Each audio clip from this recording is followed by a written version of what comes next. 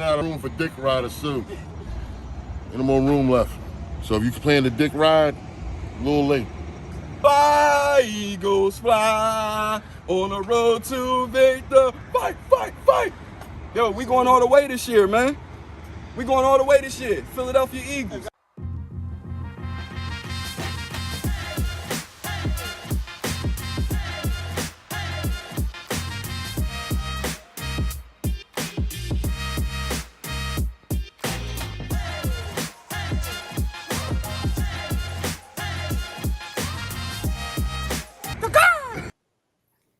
Happy Sunday, everybody. Welcome to Philadelphia Eagles Game Day Special. Once again, I'm your host, Poppy Montega. It feel like we had another bye week, don't it? Oh, my goodness, it feel like we had another bye week. But it also feels good to be still undefeated, 8-0. Y'all see, I still got the shirt on. You know what I'm saying? Still ain't in me. Although I think I might got to do it this week. I got a situation coming up. I can't go there like this. But yeah, we 8-0, people. 8-0. So start off a little slow against the Texans. We talked about that in the last show. But at the same time, I wanted to touch on that again. We started off a little slow against them. We got it together. We're going to get them the benefit of the doubt and say it was the 3 days of rest and then having to come right back out and play some football. But can we get the showrunner up there one time? Can we look at that one time? 8-0. And there's a big part to do with our defense. A lot of people had a lot of bad things to say about Fletcher Cox this year. But guess what?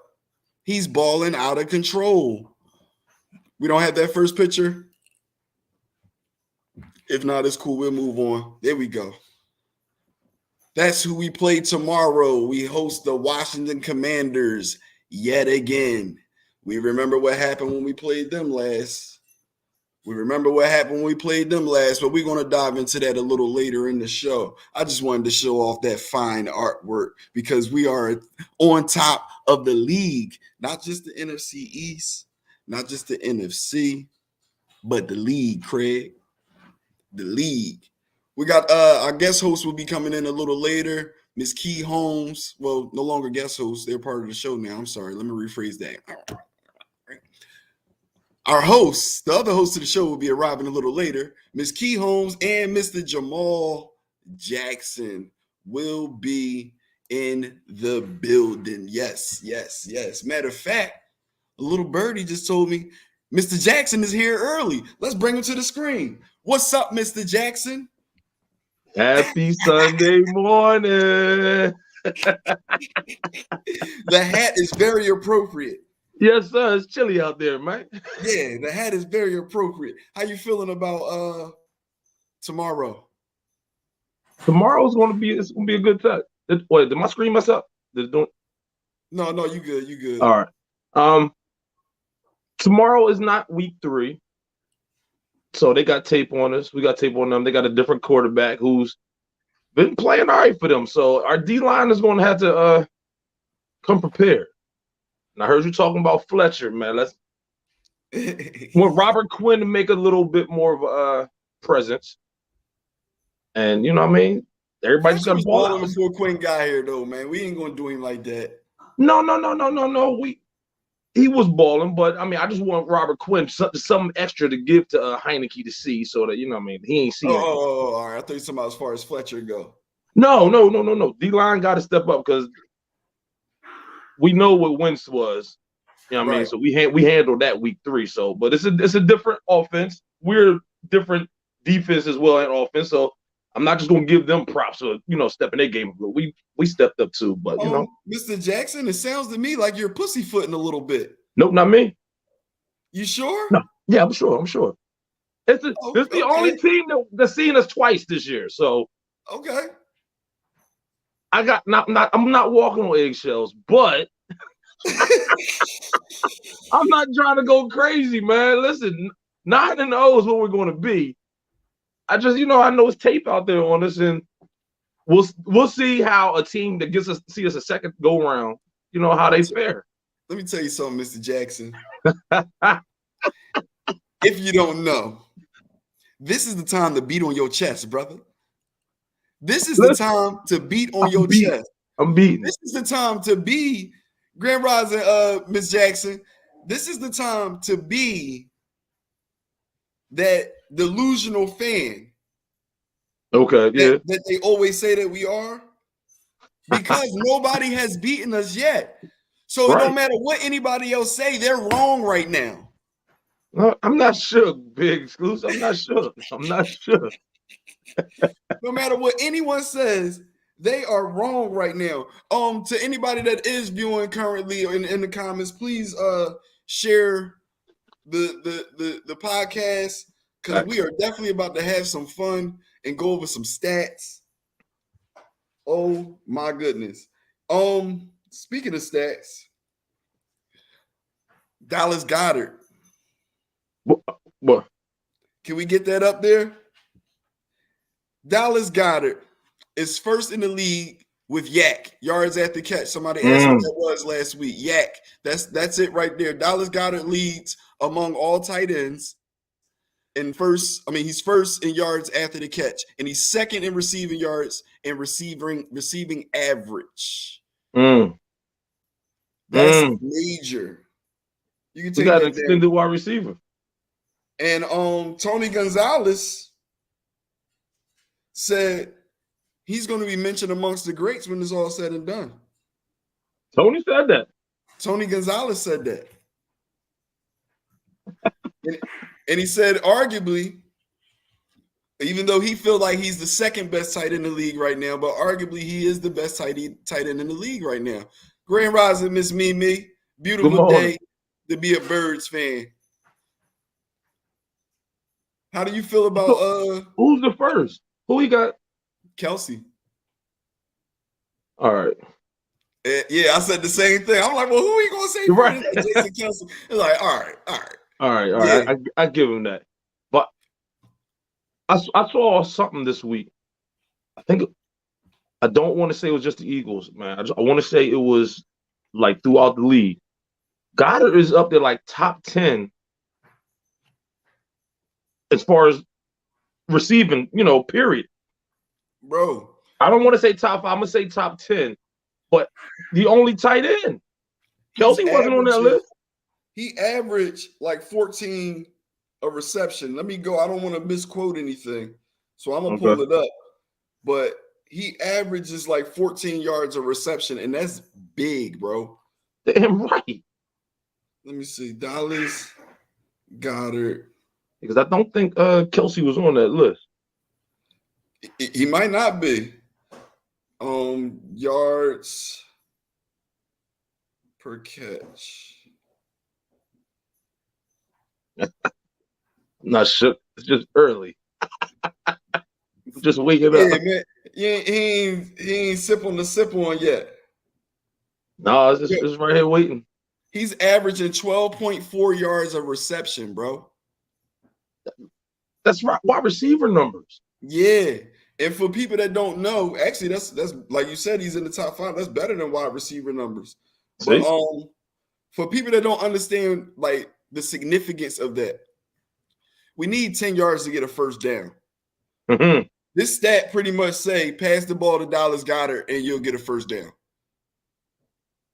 Simple as that. Facts. Yeah. He's averaging 12.4 yards a carry. Now, let's dive into Dallas Goedert a little bit. Now, is when they average that out, is Yak included in that? Or Yak is just a Yak is included. Okay. All right. Yeah, Yak is included in that. But I have a question for you. Where do you think most of his success is coming from? Like you mean over the middle or screen? No, I'm saying like what part of the play calling, what part of the game plan? Because this is not his first year. No. We could call this a breakout year for him because he definitely didn't play like this last year. And we've been looking for this, waiting for this. But let's keep it all the way funky. We always had a pretty solid tight end. Right. All the way back to Keith Jackson. You said Keith Jackson? All the way back to Keith Jackson. Yeah, we always had a pretty solid tight end. Yeah, absolutely. I'm going to say with the development and the success of our receivers. Okay. Like it's just opening up. It's opening up for him. And Hurts with more improvement. So the fact that he's trusting his receivers more. Right. Dallas was, to me, it was his security blanket. So now Hurts is just playing free, man. And okay, Dallas, I'm gonna do what I've always been doing. And Dallas, like, good, got my outside is opening everything up for me. So I'm just going to ball out. So you're mainly saying it's coming from Hurts progression. Absolutely. On top of the receivers actually catching the ball this year. Yeah. Yes. It's not. I guess it's a whole lot easier when you can go out there and just not have so much pressure. Like, oh my gosh, we pass happy. Ain't nobody. Regger ain't catching the balls. Whoever else ain't catching the balls. Everybody's just balling. So I'm just going to play free. His mind is at ease out there. Everybody's is. Now, usually I give this man his flowers, but I'm gonna take Hurts out of the equation. Mm-hmm. I definitely agree with you with the receiver aspect of it. The fact that you have to pay attention to every receiver, it allows Dallas Goedert to get more one-on-ones, to get lost in coverage.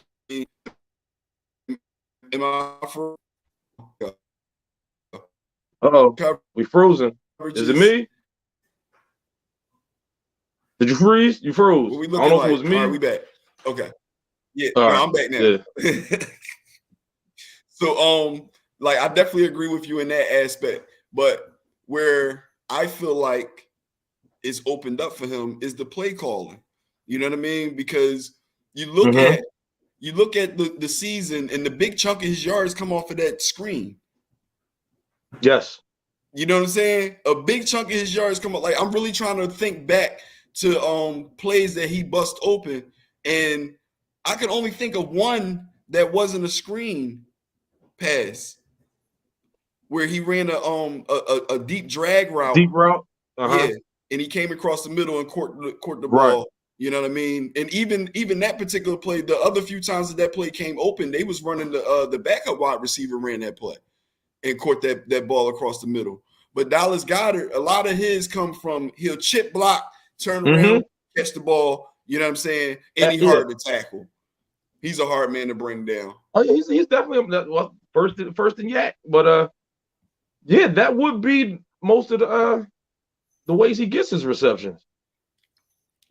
But to not take it completely away from Hurts, Hurts do got to get him the ball. Yep. Lamont in the building. What's up, Lamont? Peace, good brother. What's up, Lamont? Happy day of the sun. But he's definitely getting him the ball. But yeah, first and second in those stats, I love it. Yes, second. Well, let's not forget the first part. He's first in yak. You got to say what he's first in before you say what he's second in. First in yak. First in yak.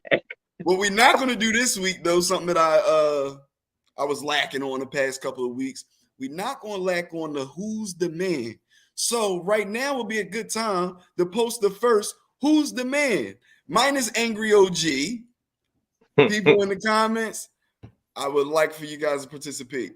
Can we get it up? Who's the man? That ain't Stinkston, is it? Come on, man. Call him by the name his mama gave him. Todd Pinkston. I got past issues with that dude, man. Hey, man, don't we all? So don't we all? But yeah, that's Todd Pinkston. Here as long as he did. Mr. Chester said Pinky. Pinky. And you know what? I can't even say call him what his mama called him because that might have been his nickname. Yeah. Stinky Pink. Stinky Pink. Do the Stinky Pinky. I ain't gonna talk about his mama like that. Hey, man, you know mamas be coming up with some crazy nicknames. And you don't realize it's crazy until you going into the 7th grade. That's I'm just glad none of mine stuck with me going to school. I'm glad nobody knew mine going into school because of that shit. Hey, listen, speaking of nicknames, right? So a lot of people know I grew up most of my childhood in the church, right? Mm-hmm. And it was 3 of us. And when I got older, I said, damn, I probably had the best nickname of us 3, man. We was like the 3 Musketeers, bro. Okay. Papa Lapa, Booby, and Poppy. And when I got older, I was like, damn, I ran away from that name all throughout middle school. And I started embracing it halfway through high school. I was like, you know what? You couldn't go wrong with those. Hey, listen, it's something wrong with it when your peers get a hold of it. You know, it might not be nothing wrong with it compared to whatever your nickname is. I don't even remember what it was. Yes, you do. You just don't want to share it. But I tell you one thing, I would rather, and no disrespect to my cousins, I'm glad I was the one that was named Poppy and not named Papalapa or Booby. Because there's a lot of ways you can twist that. Yes, you sure did. I hate my family nickname. See, Miss Santana. Now watch this. Who gave it to you, Miss Santana? I know a lot of people gonna say, "Oh, my family," but it was somebody who originated. 9 times out of 10, it be the grandma, it be the big mama. You know what I'm saying? Sometimes Pop might do it, or your little brother, or somebody might do it like that. But most times, it's the grandparent, the elder female statesman. My mama, I think. She said her mama. That's close enough. That's good. Remember the infamous loss in the lights joint in Washington. Hey, man. Oh, who that's from Pinkston? Was that his call? I think that's who he talking about. That's my issue with Pinkston. That was my issue with him, bro. Because with his frame, bro, with his frame, a little more heart, and he could have been, I ain't gonna say mentioned amongst the greats, but he could have been up there with like the Torrey Holtz. He had hands, but he was built like Devontae. Well, he was a little bit taller than Devontae, I think. He was tall and thin. Yeah. He was thin as hell. Yeah. What was it? Yeah, a big exclusive. I was gonna let it marinate for a little bit. Oh, we got the fresh baldy. I was gonna let it marinate for a little bit, but hey, JJ, man, we gotta know that nickname, good brother. What? What'd you say? We need to know that nickname, good brother. I don't remember it, man. I'm gonna put it. Listen. I'm gonna tell you what my mom said. As a kid, I was always eating. Like I used to just run up the tables and snatch it off and eat and everything. Mm-hmm. So I don't know if it was my mom or my grandmother. Jam Jows. Come here, Jam Jows. Because your jaws is always moving. You're always eating Jam Jows. And then you know what pissed me off? What was it? What movie was that? Hold up. It threw you off when I just called you JJ? Yeah, what? What happened? What? I heard somebody say what? Somebody say what? I got you, man. Big exclusive. I got you. We about to smooth right into it right now. I want him to explain this real quick. Go ahead, bro. What you about to say? Though? No, that was it. That's it. I ain't going no further. So is it Jam Jaws? Like Jam Jaws, yeah. Always eating. Jam Jaws. What?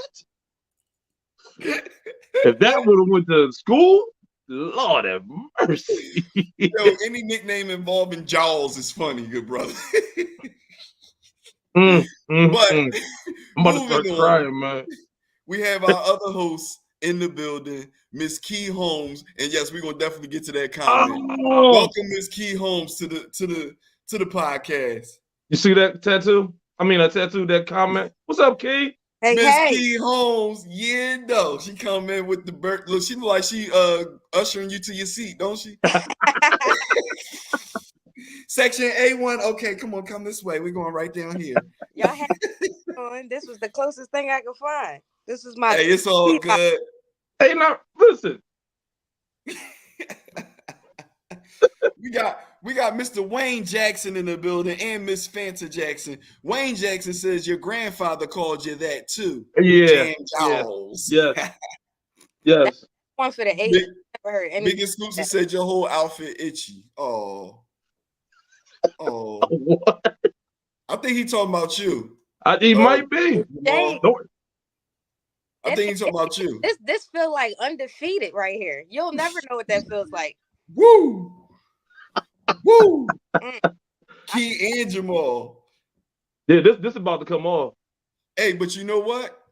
In our defense, I was waiting for this time of the season because Four. this is the time that the Giants usually pick it up. They start off. Come on. Well, listen. Hold on. Yeah, we only know how to end undefeated streaks and win Super Bowl. Then see, this is the time that the Giants typically pick up because they be having a rough start. You know, they be at the bottom with the Commanders and stuff. They usually be Eagles, Dallas. We be, and the Giants be like in third. And then you come to November, and Eli find a way, even back to Kerry Collins. They find a way to start stringing wins together. You know what I'm saying? So I was waiting for this point of the season because they've been showing a different pattern. They're going backwards. They backsliding. Hey, they had a strong first half. Wouldn't you say? Yeah, they can't keep it up. They had a strong first half. And huh? What are they, 6-2? I believe so. I could see them going backwards from here. Like 9-8. 9-8. Well, I don't wish injury on nobody, but we know how the football gods like to play. And the verdict is still out there on that running back. Saquon. We got the best one out of this state. Huh? We got the better one so far. Yeah. Well, I mean, if we take their whole career as a whole, I think they missed about the same amount of games. It's just Saquon miss them a lot together. Right. Miles one here, 3 there, 4. Yeah, Miles missed like 1 and 2 here, then 3, 4 later in the season. He just needs the rock fed to him more. He get a quarter or two he missed here. But Saquon, he missed 6 games, 4 games. Yeah, he played 3 games this year? Yeah. Super Bowl a better bet than anybody the Pigeons got put together. I don't know what that comment means, but it's 2022. Glad we ain't see it. The Giants won a Super Bowl. VHS. No, they won one in the 2000s. They won one with Eli when they. I think they won 2 with Eli. Yeah. Yeah, they did. They won 2 with Eli. But what I'm saying is it's been at least 10 years. It's 2022, baby. And it's been a long time since the Giants been able to. We ain't even going to spend this time talking about the Giants. Yeah. So we're going to move on to the next stat, right? Next stat is this. Can we get that next post up there, please? Mr. Jason Hargrave has 6 sacks. He's ranked 3rd among NFL defensive tackles. Why you take it down? Don't take it down. It was the other one. Oh, all right. First Eagles defensive tackle with 2.0 plus sacks in back-to-back games since 2004. I don't know who that person was, but I'm willing to bet it's one of the people that we have in the Who's the Man segment today. So I ain't even going to mention his name. Take it down, please. Would you say you know it? I know who it is. Well, can I take a guess? Go ahead. Kee, I want to know since Kee. No, I want. Was it my man Hugh? Nope, not Hugh Douglas. It was Corey Simon. Was it? Remember, he was a couple weeks ago. Am I right, Pop? I don't know. I said I don't know. I thought you was schooling me. I don't know. I might be. Yeah. But and that was that infamous Who's the Man that we ain't get a couple weeks ago. Oh, yeah. Yeah, we did have Corey Simon up there a few weeks ago. He was a DN, but that's oh no, he said defensive tackle. So it definitely wasn't you. It could have been Corey Simon. I'm gonna put my money on that. Big exclusive, you get the answer.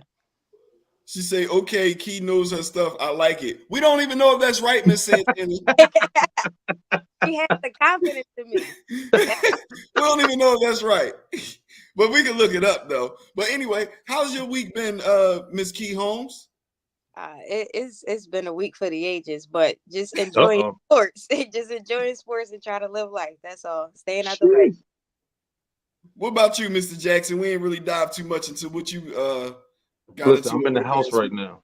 Huh? I'm in the house right now. The job that pays the bills, Monday through Friday. I don't want to see. I don't even want to talk about it. I got to think about it tomorrow. I don't want to talk about it Saturday and Sunday. It's always a doozy. It's always a doozy. Understood. So you operated in Job all week pretty much. It is the confidence. I know that's what you meant, Miss Santana. I ain't gonna do you like that. I ain't gonna put you through the ringer. I read that earlier this week, and I'm trying to find it. But okay, so you ain't just come up with that stat. No, that was prior knowledge. Okay. Pretty. Yes, you did. Just say you did. Just say you did. Just say you did. Nah, I ain't gonna especially if it's right.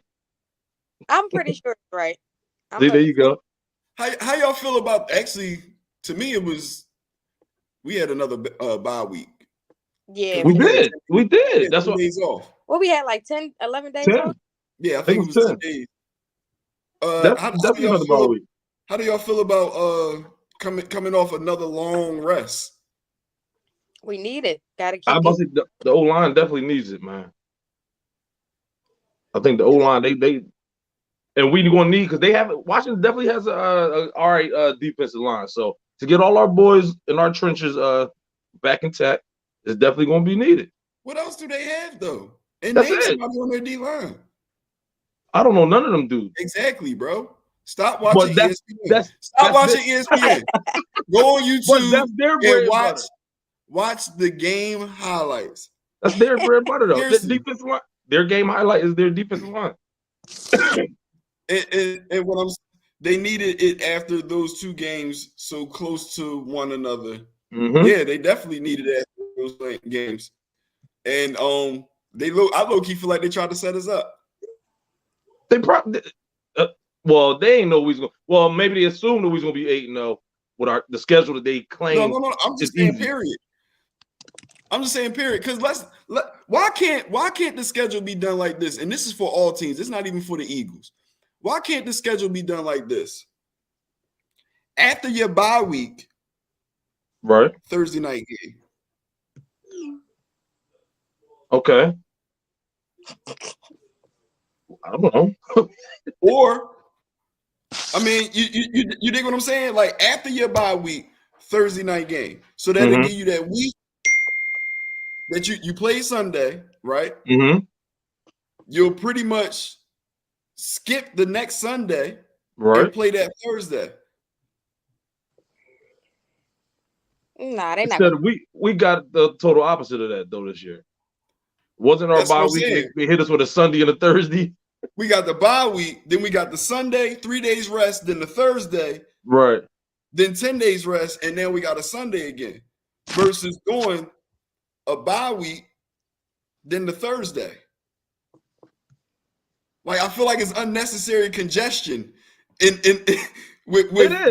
I gotta look at arranging it that way. And if you really cared about the players and their health, we know how much we got Monday, but even still, I'm talking about with that 3 days rest game. That's what I'm talking about. I'm talking about with playing Sunday and then playing Thursday. For all teams, why not have them play a Thursday night game after that bye week?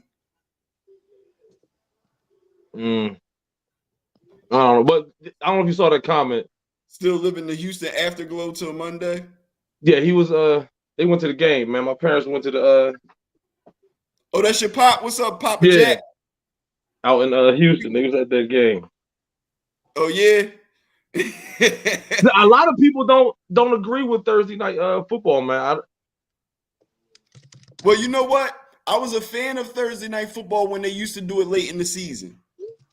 You dig what I'm saying? Instead of all season, right. When it used to happen around Thanksgiving, Christmas, and then the playoffs, I felt like that was good for the buildup of like playoffs and Super Bowl. You know what I mean? Yeah. Similar to like you look at basketball. The casual basketball fan don't tap into basketball until around Christmas. You know what I'm saying? After the All-Star break, for real. No, that right there is just people that just want to watch basketball. I'm talking about the casual, like they know a little bit about the stats, they know a few players and stuff. They start tuning in around Christmas because that's when the guys really start playing hard. And you might be right because I'm feeling like that right now. I was going to say the same thing that Kee just said. Also, though, All-Star break, that's when the bandwagoners come in.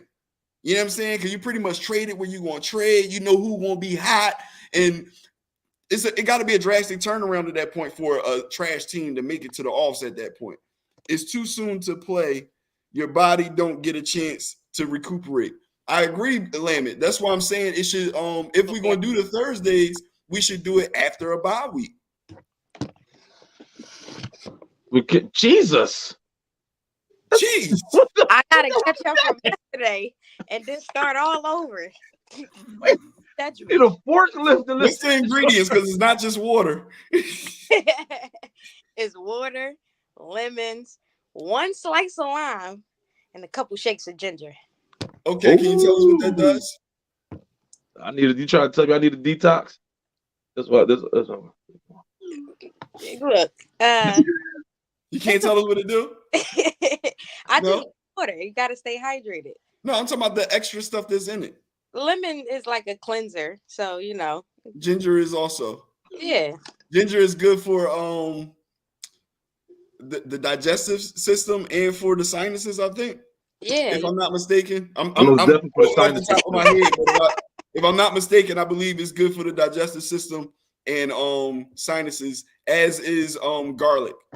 Mm-hmm. But I don't want no garlic, but my friend wants me to shout her out. So shout out to Leah Good for putting me on this water, and I hope she's drinking hers too. Oh yeah, shout Leah Good. How about this? We need to bring Leah Good onto another show so she could talk about that water and talk about all the positives of drinking water with those particular ingredients. Because I mean, that's what we got to do right now as a culture, bro. Like if we know certain stuff, that's especially natural remedies, like we got to share that amongst each other. Because a lot of us is going right to Rite Aid, Walgreens, and CVS and putting that poison in our body. You know what I mean? And then wondering why your head don't hurt no more, but your elbow hurt. It'd be something weird, like, you know what I'm saying? Yeah. My back swelling up from what? You finally go to the hospital and it's like, oh, your elbow bone is weak. It started chipping away. We don't know why, but now we're gonna give you this medicine. You know his elbow bone is weak. I got one of them. It's been in the backseat of the car since I got it. That's what most men do with water jugs. We get them. We say all the things we're gonna do with them. We may put something in it once or twice. Mm-hmm. But typically, I'm gonna admit. We typically might put some juice or something in there and they end up getting moldy and they cancel it out. You gotta throw it in. That's the end of that. Yeah, that's women keep up with them Jones, man. Don't make the face. Like listen, I got a jug of water. You know, I always keep my water at night. I keep it on the nightstand. He said his brand new. And he got it as a gift and was like, thanks. Thank you. Yo, Kee to scream at me damn near every other day. If you don't wash that damn water jug, there's still water in there. I'm still drinking it. Leave me alone. I'm gonna finish this before the show is over. What is that? Hey, like 4 listen, gallons? man. I don't know. It's 128 ounces, whatever that is. God damn. Yeah, that's 2 gallons. We got some ex-pharmacists in the building. One of y'all let us know. 128 ounces. That's half a gallon, right? No, I think that's 2 gallons. I think. Let us go with 128 ounces is. Meantime, between time, can we get the next Who's the Man up? That's a gallon. Says Angry OG. The next Who's the Man, please. Ooh, Fresh. That's a good one. James oh my Trash. goodness, she got it right off the top. Yeah. James Thrash. Put that man in from the third receiver slot in Washington, made him our number 1 receiver. Come on. But you know what? I'm glad you said that because I think that's Jeffrey, bro. What? Not knowing it? Jeffrey. And it goes into why I said Howie. I always felt like Howie was good at his job, but I felt like it was people handcuffing him, which is why some of those picks got screwed up the way they got screwed up. You see, when they completely let him do him, what he been doing? Who, you Howie? dig what I'm saying? Yeah, Howie Roseman. You dig what I'm saying? But as far as what you just said, as far as bringing James Thrash in, and he was the third over there, and you bring him here and make him the 1, that I believe that's Jeffrey Lurie. That was worse than picking Marcus Smith, number 14 in the first round. Mm. And I don't even remember who Marcus Smith is. Exactly. He was like But from, I think, Kentucky. He had like 14 sacks one year. They picked him in the first round. He was trash. Just put it He that did nothing. it's all right, Reek. We still just warming up, good brother. We just warming up. Right now, we talking about James Trash. I mean, you're right. You said it James right. Thrash You said it right. coming from third string receiver Washington, formerly known as the Redskins. Yeah. And coming here to Philadelphia and being the 1 and 2. He was bouncing back and forth between 1 and 2. But what I was getting at is I feel like that was Jeffrey Lurie, because think back now that we have more time since Thrash was a receiver here. Any receiver that's an Eagle killer, he tries to put in the Eagles uniform.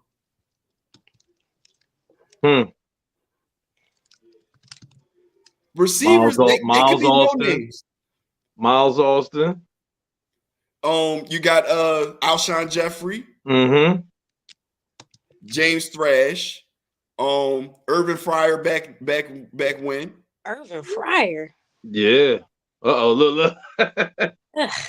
when the Patriots was ass, the Patriots was ass, but Irvin Fryer was the man. And when we played them, they used to destroy us. Mm-hmm. As soon as that contract situation came up, we went out and got Irvin Fryer and thought we was going to do something with him. He was solid. Don't get it wrong. Irvin Fryer was solid. Huh? Did we pick up? We didn't pick up David Boston at one point. We didn't get him. I don't think so. I don't think so. But I know he was killing. I was just thinking of everybody in the NFC back then. We could probably go through We had 4th and 26, Freddie Mitchell. Well, we drafted him. That's the best. Yeah. He's the Hall of Fame Eagle, the best Eagle receiver to ever do it, if you ask him. He was the cream of the crop. But you know what? I actually used to like Freddie Mitchell, man. It was his swag. You had to. Oh, Lamon said Irvin Fryer couldn't stop with the booger sugar. The booger sugar. And more Chris Carter. That's why Chris Carter thanks what was it, Buddy, for letting him go? Ryan. Yeah, you saved my life. Me playing devil's advocate at time, me trying to have multiple perspectives. That's what was in. It's similar to what's being said about players smoking weed right now. You know what I'm saying? Coke was damn near legal. Michael Irvin. You dig what I'm saying? Look at Lawrence Taylor. Yeah, LT.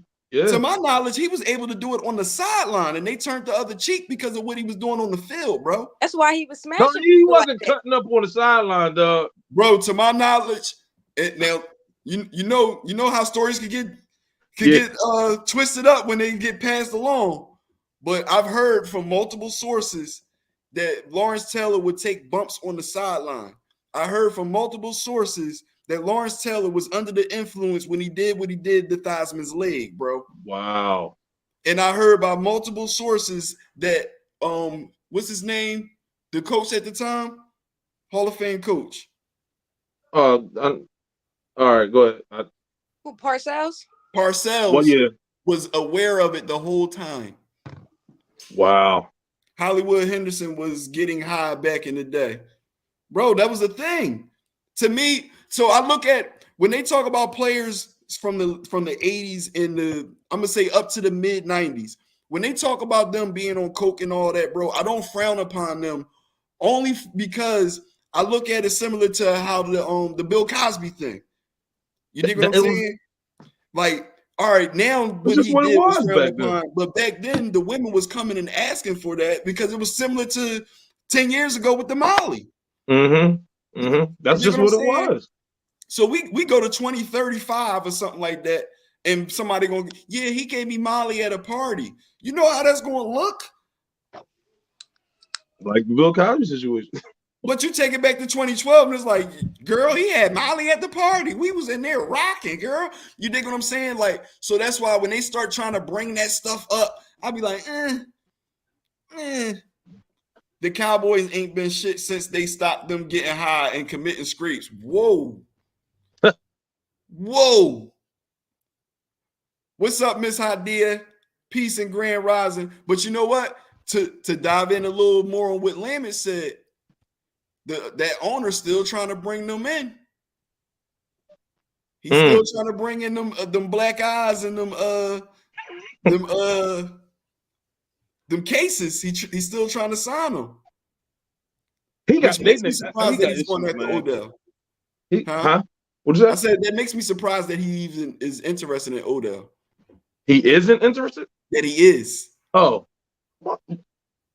Because he ain't a druggie? Because Odell don't get in trouble. Odell People don't like him because all the dancing and he's weird. Yeah. He do weird shit. You know what I mean? Oh, speaking of Odell, bro, remember the time the net attacked him back? Bro, that was back to the Eagles though. Can we get the next graphic up there, please?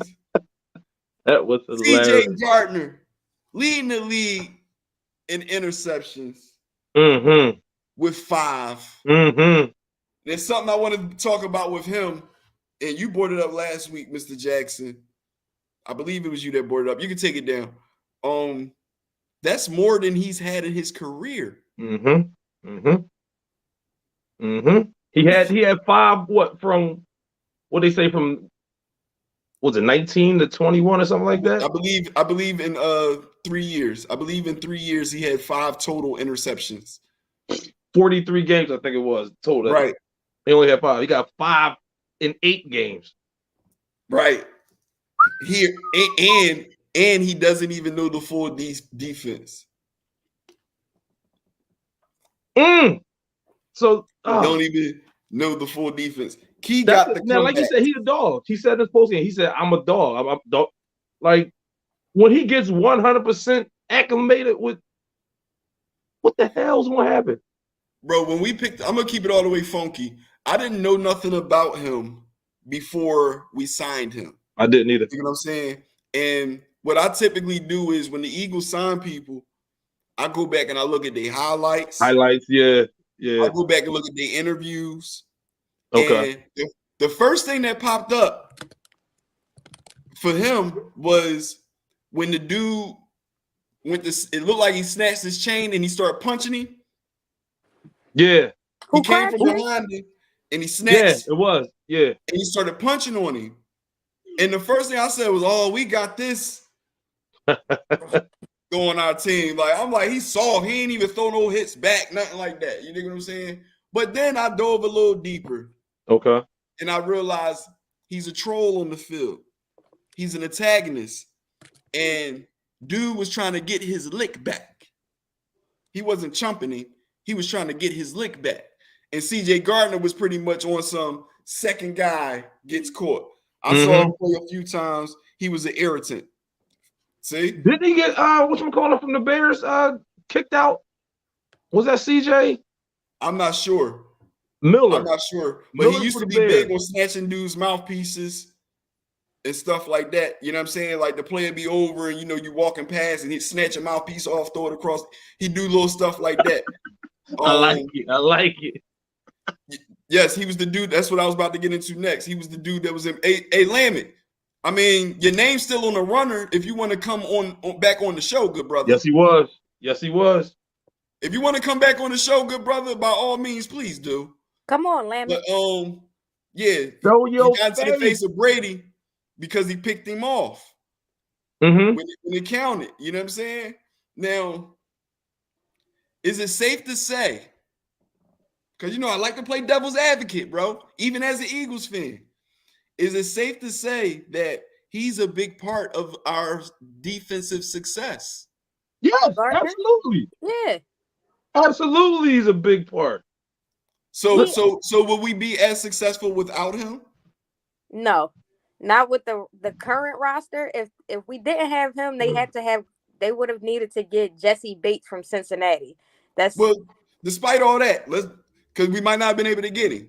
I'm talking about with who we had in place. No. So Kayvon would have to be out there without the addition of Gardner. Because the defense probably won't. I mean, his 5 top of the league, that's putting it out there right there. And look at his interceptions. This is the thing. Look at those 5 interceptions. A lot of those interceptions was game closing interceptions, That's what not I'm game saying. changing interceptions. That's what I'm saying. Game, yeah. So what I'm saying, don't score. And it wasn't a clutch interception to where we needed it, so we go down the field and score. It wasn't those type of situations. Yeah, you got 5 interceptions, but they were game closing. Right. No, our secondary was weak last year, but I'm talking about as far as everybody else that's on the roster. But wouldn't game closing be better than game changing? Because that's it. No. It's shutting it down. It's no more chances to change the Yeah, game because I closed it. If the other offense thinking like, I'm gonna drive down this field right now, we gonna come back on these dudes, and he come. What I'm saying is over, son. Yes, that's big. A game closing interception is better from in a team perspective. I'm talking about from a play perspective. A game changing interception will be better. Of course, that means overall your team is ass. You know what I mean? This is what I mean. All right, so if you're doing a game close, listen, if you're doing a game closing interception, that means your team is winning. Right. You dig what I'm saying? If it's a game changing interception in the aspect that I'm speaking of, that means that we're playing from behind and we needed him to do that so we could get the ball back and go down the field and take the lead. No, what I'm saying that's not guaranteed. That's not guaranteed, though. That's why y'all not understanding me. What I'm saying is his game closing interceptions. Yes, needed it. Yes, I'm happy for it. Remember, I'm playing devil's advocate. His game closing interceptions is if he don't make those interceptions, there's no telling that those teams still score. And we still win the game because we were winning in those cases. And vice versa. Game changing is not guaranteed that we're going to go back down and score. Yeah, but what I'm saying is more detrimental to the team. It doesn't mean that we're playing from behind, though. Just because it's a game changer, we could have the lead and they could have the momentum of potentially going to drive to score. Now, but you're correct. I wish we could rewind it. I said in the perspective I'm speaking from, the game-changing interception in the aspect of us losing. Like we need, all right, bam. 2 minutes left. Let's think about another team right now. Let's think about Brady with the Patriots. 2 minutes left. The Patriots are down, right? Other team has the ball. They get a game-changing sack, a game-changing interception. They got Brady in the fold. They get him the ball back. He marches down the field. We kick a field goal. Well, not we. They kick a field goal or they throw a touchdown. Typically, that's how it went in New England, right? Right. Now, remove Brady from the fold. Have the New England Patriots ahead, right? Let's take Garoppolo and put him in that quarterback. And the Patriots are ahead. That other team is marching down the field. Do we know that other team is going to score? No, but if the game plays, the Patriots is winning though, right? Okay. We don't know that other team is going to score. But typically what happened in Patriots land, they got a turnover. They did stop the other team, but it went from player to player. Right? Do we know that other team was going to win? Come back and score. Like, do we know that? No. So is it more important when Brady was in the fold and they was playing from behind and they got a turnover? Or is it more important to get a turnover when you're playing from ahead? It don't matter. That's 50-50. That's 50-50 to me, man. I only say that like the Super Bowl. Was the strip sack a game changer or a game closer? It was both. Say that again. It can be both. I like that. It could be both. No, it can be. It can be. But I'm talking about in the case of CJ Gardner. The question was, is our defense success due to him? Yes, that's every day. And if he wasn't here, we would not be as good. Definitely. I agree. I don't think with the guys that are on the roster right now, I don't see anybody else being able to make those same exact plays because he's playing aggressive. He's had a sack. I think he forced a fumble. He might have recovered one. He has 5 interceptions. This man is all over the field. He's playing hurt. Yes, he is. Avonte Maddox can't stay on the field right now. And that's your top slot receiver. So now you have depth issues. You got talent shortages back there. we haven't had a Talent safety like shortages. him. We haven't had the safety like him since we had Malcolm Jenkins a few years ago. So to have somebody that can run around, you got Slay shutting down his side, you got Bradbury doing his thing, and then you got Epps, who sometimes he whiff on a lot of tackles, but he holds his own. You heard what you just said? Is that making Bradbury. his job easier? Is the Right. fact that our defense that solid making his job easier so he could get those 5 interceptions? You get what I'm saying? Right, but It's a team effort. Like everybody playing their part. What Belichick say? Do your job. Everybody doing their She need job. to work in Little League, bro. You need to work with Little League. Everyone gets a trophy. No, I'm not. I am not for a participation trophy. You need to earn this trophy. yeah, that error is here though. But what I'm saying is, Slay got his interceptions. Right. Bradbury got his interceptions. Which Epps makes it his easier. tackles.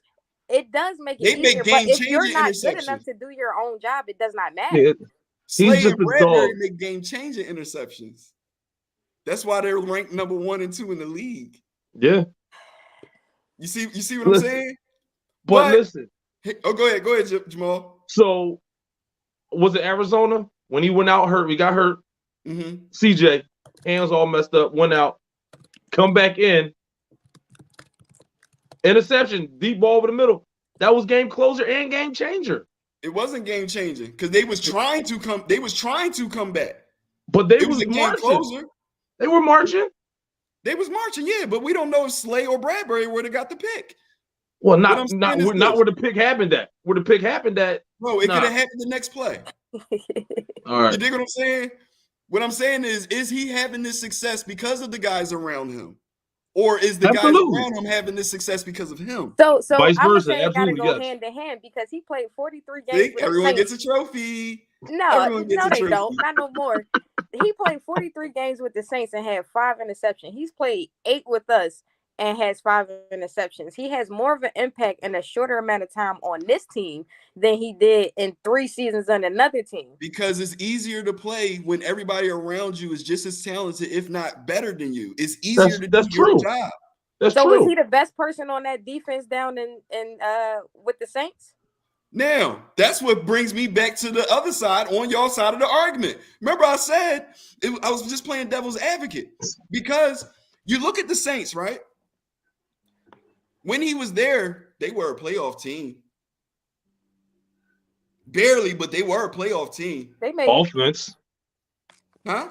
Their offense, their defense. I mean, the defense was just keeping them, from not All right, going so under. now that he's not there, the offense is sucking. And he plays defense. You can't say They ain't that. got no quarterback. They had Jameis Winston for most of those games. The same dude they had last year. And he was off to a good season, or until he got injured. What, he tore his ACL or something? So what I wanted to say is, I believe I don't believe we would be undefeated without CJ Gardner. No, I can't say I agree. No, you can't assume that. You don't know. You don't know. That's hypothetical. Here's why. Y'all know I'll be watching the film. Bro, he does a lot, bro. Outside of getting those picks, he does a lot that throws the timing off from where he is on the field. Facts. You know what I'm saying? The thing that I can't remember what team it was, they almost beat the Jaguars. The Jaguars, right? They took advantage of everything that he does on the field, and that's how they was in that game. If you go back and watch the Jaguars footage, wherever he would motion down to act like he's going to blitz or something like that, they would go the opposite route, or they would throw it to that hole that he vacated. You dig what I'm saying? They would get the ball there before he could get back in position. Other teams haven't been able to pick that apart. But listen, it was the Jaguars because Peterson used to be our coach, so he kind of. But Peterson didn't. Peterson, you can't give Peterson that. that. He didn't coach him, but he still know the scheme a little bit more. No, it's not the same. The players' tendencies too. Exactly. What you got to look at is tendencies. Peterson was a quarterback. Peterson rode the bench as a quarterback. So he spent a lot of time in the film room. So I feel like it don't matter that he coached the Eagles. I feel like it was the fact that he was a quarterback and he studied the Eagles film that was presented at the time. So all these defensive coordinators that we've played so far aren't, up to par then? Is that what you're saying? No, I'm not saying that. I'm not saying that. What I'm saying is, now we're going to go back to what I said a few weeks ago. When you match up our team against any team, position for position, it's not many teams that's better than us. You dig what I'm saying? I'm going to say not any. You said you put an M on there. You put an M on there. You put an M on that word. What? You said it's not many. No, it's not any teams that are. I'm saying it for the sake of argument, bro, because somebody going to say something to make me really think, and I got to pull up rosters and all that and go quarterback, running back. Come on, I got you, bro. All right. But if you go position by position through the whole depth chart, what team has a better roster than us, talent-wise? Like, you dig what I'm saying? So I feel like that's why we win games, because, all right, you may be more talented than us at linebacker, but what about the whole rest of the positions on the field? All right, you may be more talented than us at receiver. What about the whole rest of – you dig what I'm saying? Even if you do come up with a team that's more talented than us at a particular position, when you take the whole team as a whole, nobody is stacked with the talent. True. So to bring it back, I'm not going to read that. So what that means, I know he's the producer, so he want to put it on the screen so we can see it real quick. But I'm just my point. To bring it back to the Saints, if I'm not mistaken, we'll be picking number 4 in the first round right now. It dropped with the pick that we got from the Saints. 6, I think. 6 now? Okay. Yeah. With the pick that we got from the Saints, that's because the Saints ain't having a good year. Right. And part of it has to do with somebody they gave to us. You dig what I'm saying? Who's having a hell of a year. And remember, I told you, I researched these guys when they first come here. One of his interviews, bro, when he was with the Saints, he said, how is it I'm the only one that's saying I'm the best nickel in the league? It's just that dog mentality. The organization not saying it. Some of the fans are saying it, but that's crazy. How I'm the only one saying that I'm the best nickel in the league. I don't feel appreciated. In the very next season, what happened? He ended up here in Philadelphia. Let me read this. So that means y'all should win it all this year, right? Yes, it means we should. Keyword. We should win it all this year. Ponu needs to chill. No, Pop, their offense is as the D's still good. And now pause. Now, how about this? Yeah, that's a major pause. My bad. But it's infinite pause when we talking sports, because stuff like that happens all the time. But he said, no, Pop, their offense is as the D is still good. I'm going to say pause. Just in case somebody want to do a soundbite. So, with that being said, right, I'm going to play devil's advocate to that comment. Could it be that he was making game-changing plays when he was there? And now, yes, the defense is still good, but they're missing a player that's making game-changing plays. Possibly. Because the Saints are getting their ass bust. I haven't watched. They're not getting killed. Yeah, that's a big pause. Look, he ain't comment the whole show. He said, no, I got to comment for the major pause in all caps. I haven't watched, tape of the Saints, stuff like that. So it's possibly that he has. I would agree with that. Nobody's right. Nobody's right. It's just all theory. You dig what I'm saying? It's just all theory. So he does make game-changing plays. He does. He hasn't been doing it here. I disagree. I'm telling you that situation, game changer and game. His interceptions haven't been game changing, but he has been making game changing plays. He's making game changing plays and game closing interceptions. Is what there you go. Okay. Absolutely. You got me sweating under that thing now. No, I'm not big exclusive because I'm agreeing with them. I just had to take it there before I brought it back. That's what it seemed like. What's up, Big Roll? Hadia says exactly. But since that's the feeling in the group, let's move on to the next stat. Matter of fact, before we move on to the next stat, let's do the next Who's the Man. Y'all better Chad get that. Lewis? Oh, that's Chad Yeah, Lewis. boy. Yeah, boy. Chad Lewis. Have y'all noticed a theme in today's Who's the Man? Hold on, I'm trying to figure out all the numbers. No, not the numbers. No, I'm trying to figure out. All right, what's the thing? You got Ty Pinks in there, so I can't agree with the thing. We got Ty Pinkston. We got James Thrash. We got Chad Lewis. Chad Lewis. Mm-hmm. It's a theme to this. The numbers is in 8. All the numbers start with 8. Layman is kind of close. I'll give y'all time to figure it out while we move on. Also play for Washington? Nah. Just let it marinate a little bit. We got time. We only halfway through. Next stat about AJ Brown. Yes, Philly always had awesome tight ends on deck. AJ Brown amongst fourth-year wide receivers. Make sure y'all remember that part of these stats. 1. Fourth-year wide receivers. PFF grade. What that mean, Key? Oh, I don't know the exact acronym, but that means he the shit. What is it, player football focus? Ain't it something like that? Yeah, that's what it stands for. Player football focus grade is basically a combination of a whole bunch of stats. That means he the shit and stuff like that. 718 receiving yards, 6 receiving TDs, 20 10+ yard receptions this year. Damon Chester, all wide receivers and tight ends. Nope. I knew Maul was going to take that hot ass hat off. I had to. His head was itching. Coming off. I'm sweating, man. His head was itching. Let me take it down. So, who came out in that class with AJ? I don't know. Let's look it up. I like that. Fourth year What was 2017? That's what that was? Yeah. 2017 wide receiver draft class. AJ who? You sure it was 17? It might have been 18. It's 4 years. I think it might have been 18. What year was it?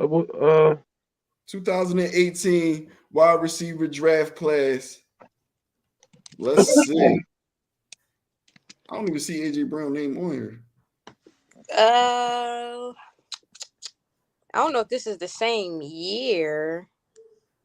Jamal, we was about to breed that hat. Damn, what year was he drafted? That's what I'm looking for now. Maybe it was 19. Yeah, that's what Smart's saying. 2019 with Deebo Samuel. Okay. All right, here we go. 2019 draft class with AJ Brown. These are all the guys he's outshining right now. Well, not all, but most of. Y'all ready? Oh, there's some names on here. Oh yeah, I'm looking. We got Marquise Brown, Deebo Samuel. Who is Paris Campbell? N'Keal Harry. I don't know who N'Keal Harry is. I've heard them. We got AJ Brown, Paris Campbell. I don't know who that is. Are you reading the order they were drafted? I'm reading the order that it popped up on when I pulled it up. Okay. Something different. Paris Campbell, DK Metcalf. Wow. Andy Isabella. Oh, all right. That's why is some of these names, because all of them not wide receivers. Because they got Kyler Murray on here. All right, look, I'm JJ Whiteside, Darius Slayton. He not a wide receiver, is he? I'm gonna read it in order for Slayton, you. All right, yeah, read it in order. So we got Metcalf was the first receiver, 17. The second receiver was Marquise Brown, number 20. AJ was the third receiver drafted at 25. Mm-hmm. Then you had L. Harry at 31, Hakeem at 38, Paris Campbell at 50, Deebo Samuels at 56. Wow. I guess Calvin Ridley at let's say Ridley or Rowley Ridley. Never heard of this guy. Oh, I thought I said Calvin Ridley. Nah, that name sounds familiar. Mecole Hardman, Chiefs. Kevin Harmon, Andy Isabella, JJ Arcega Whiteside, That's who we got. That's who we got. All Emmanuel Hall, Miles Boykin, and Darius Slayton. That was the top 15. Now, Oh, look, Scary Terry was ranked. He was drafted 112th that same season. jeez.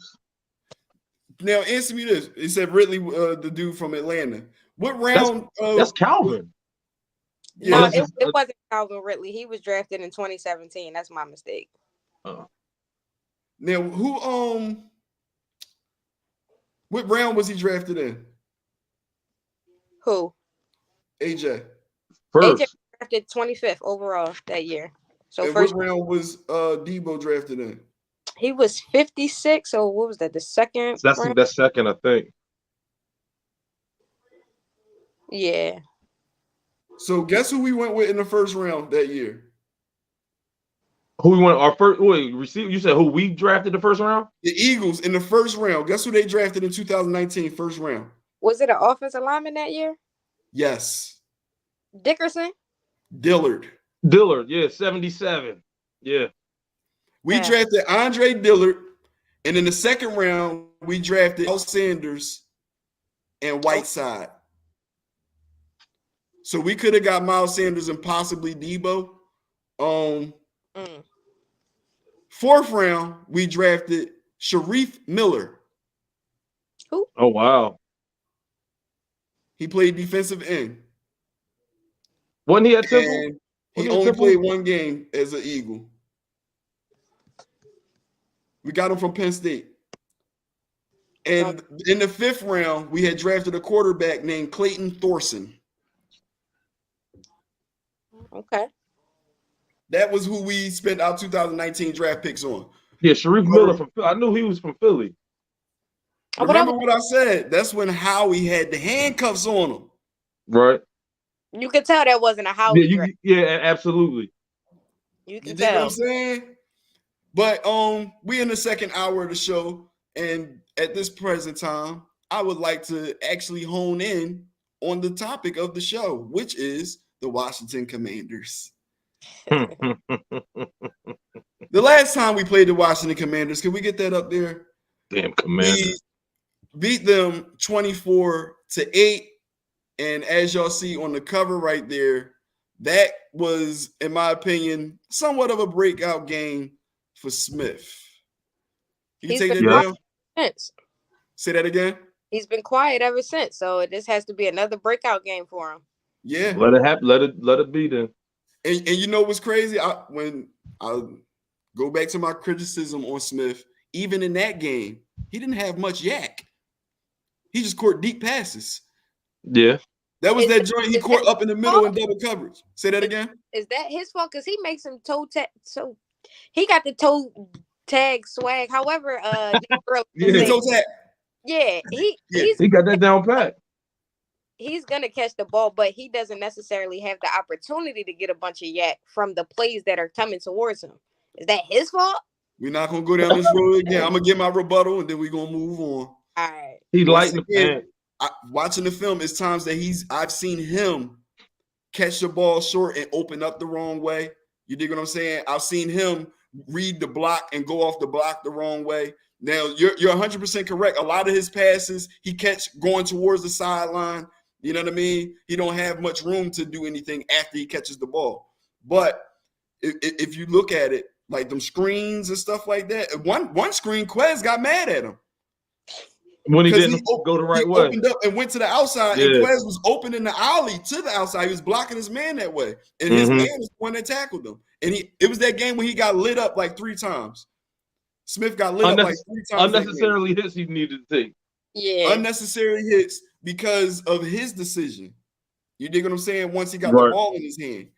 In my opinion, he still hasn't caught up with the speed of the game. Really?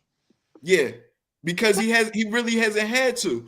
Think about it. It's easy if you play football, like that's just what you do. It's easy to make a sideline catch. You got a different defender on you, but if you run routes and you catch the ball at the sideline, that's what you practice. If that ball gets thrown like that, you're going to make that routine catch. You dig what I'm saying? So the routine catches are easy, but we haven't seen that yet. And I really feel like it's because he hasn't yet adapted to the speed of the game. That has a lot to do with timing on a quarterback aspect. You dig what I'm saying? The quarterback, they'll see it and they'll make sure they see it and then throw the ball. And then when you get to the NFL, it's like, no, you have to trust that your receiver is going to get there. It's going to be there. Right. So it has to be more like a reaction. I think the same thing is going on in his head. Like, he's not opening up that speed. Like, he gets the ball and it's like, instead of just, you know what I mean? I feel like it's a little timidness. Quite possibly. It's making him, you know what I mean, not flourish. But could be wrong. He got to get lit up, bro.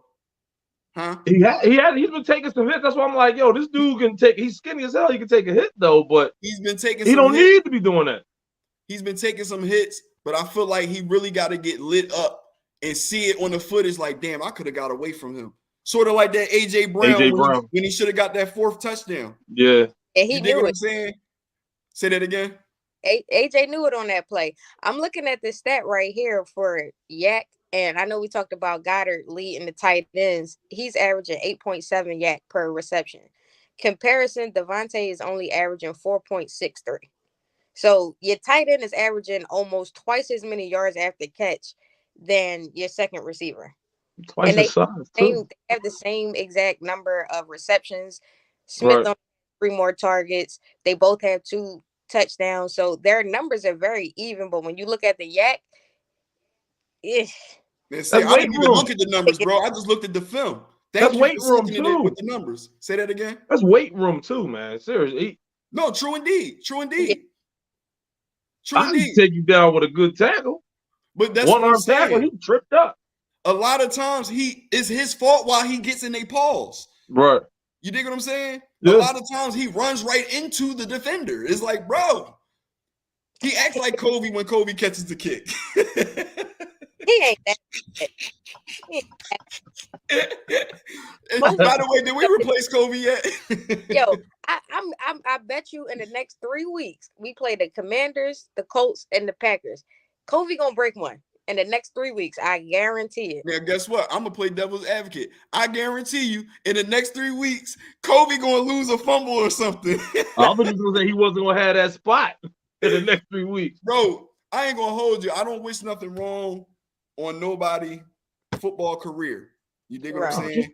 No, but just at on the the same bench. time, as an Eagle fan, what the hell is taking y'all so long to get him off the field?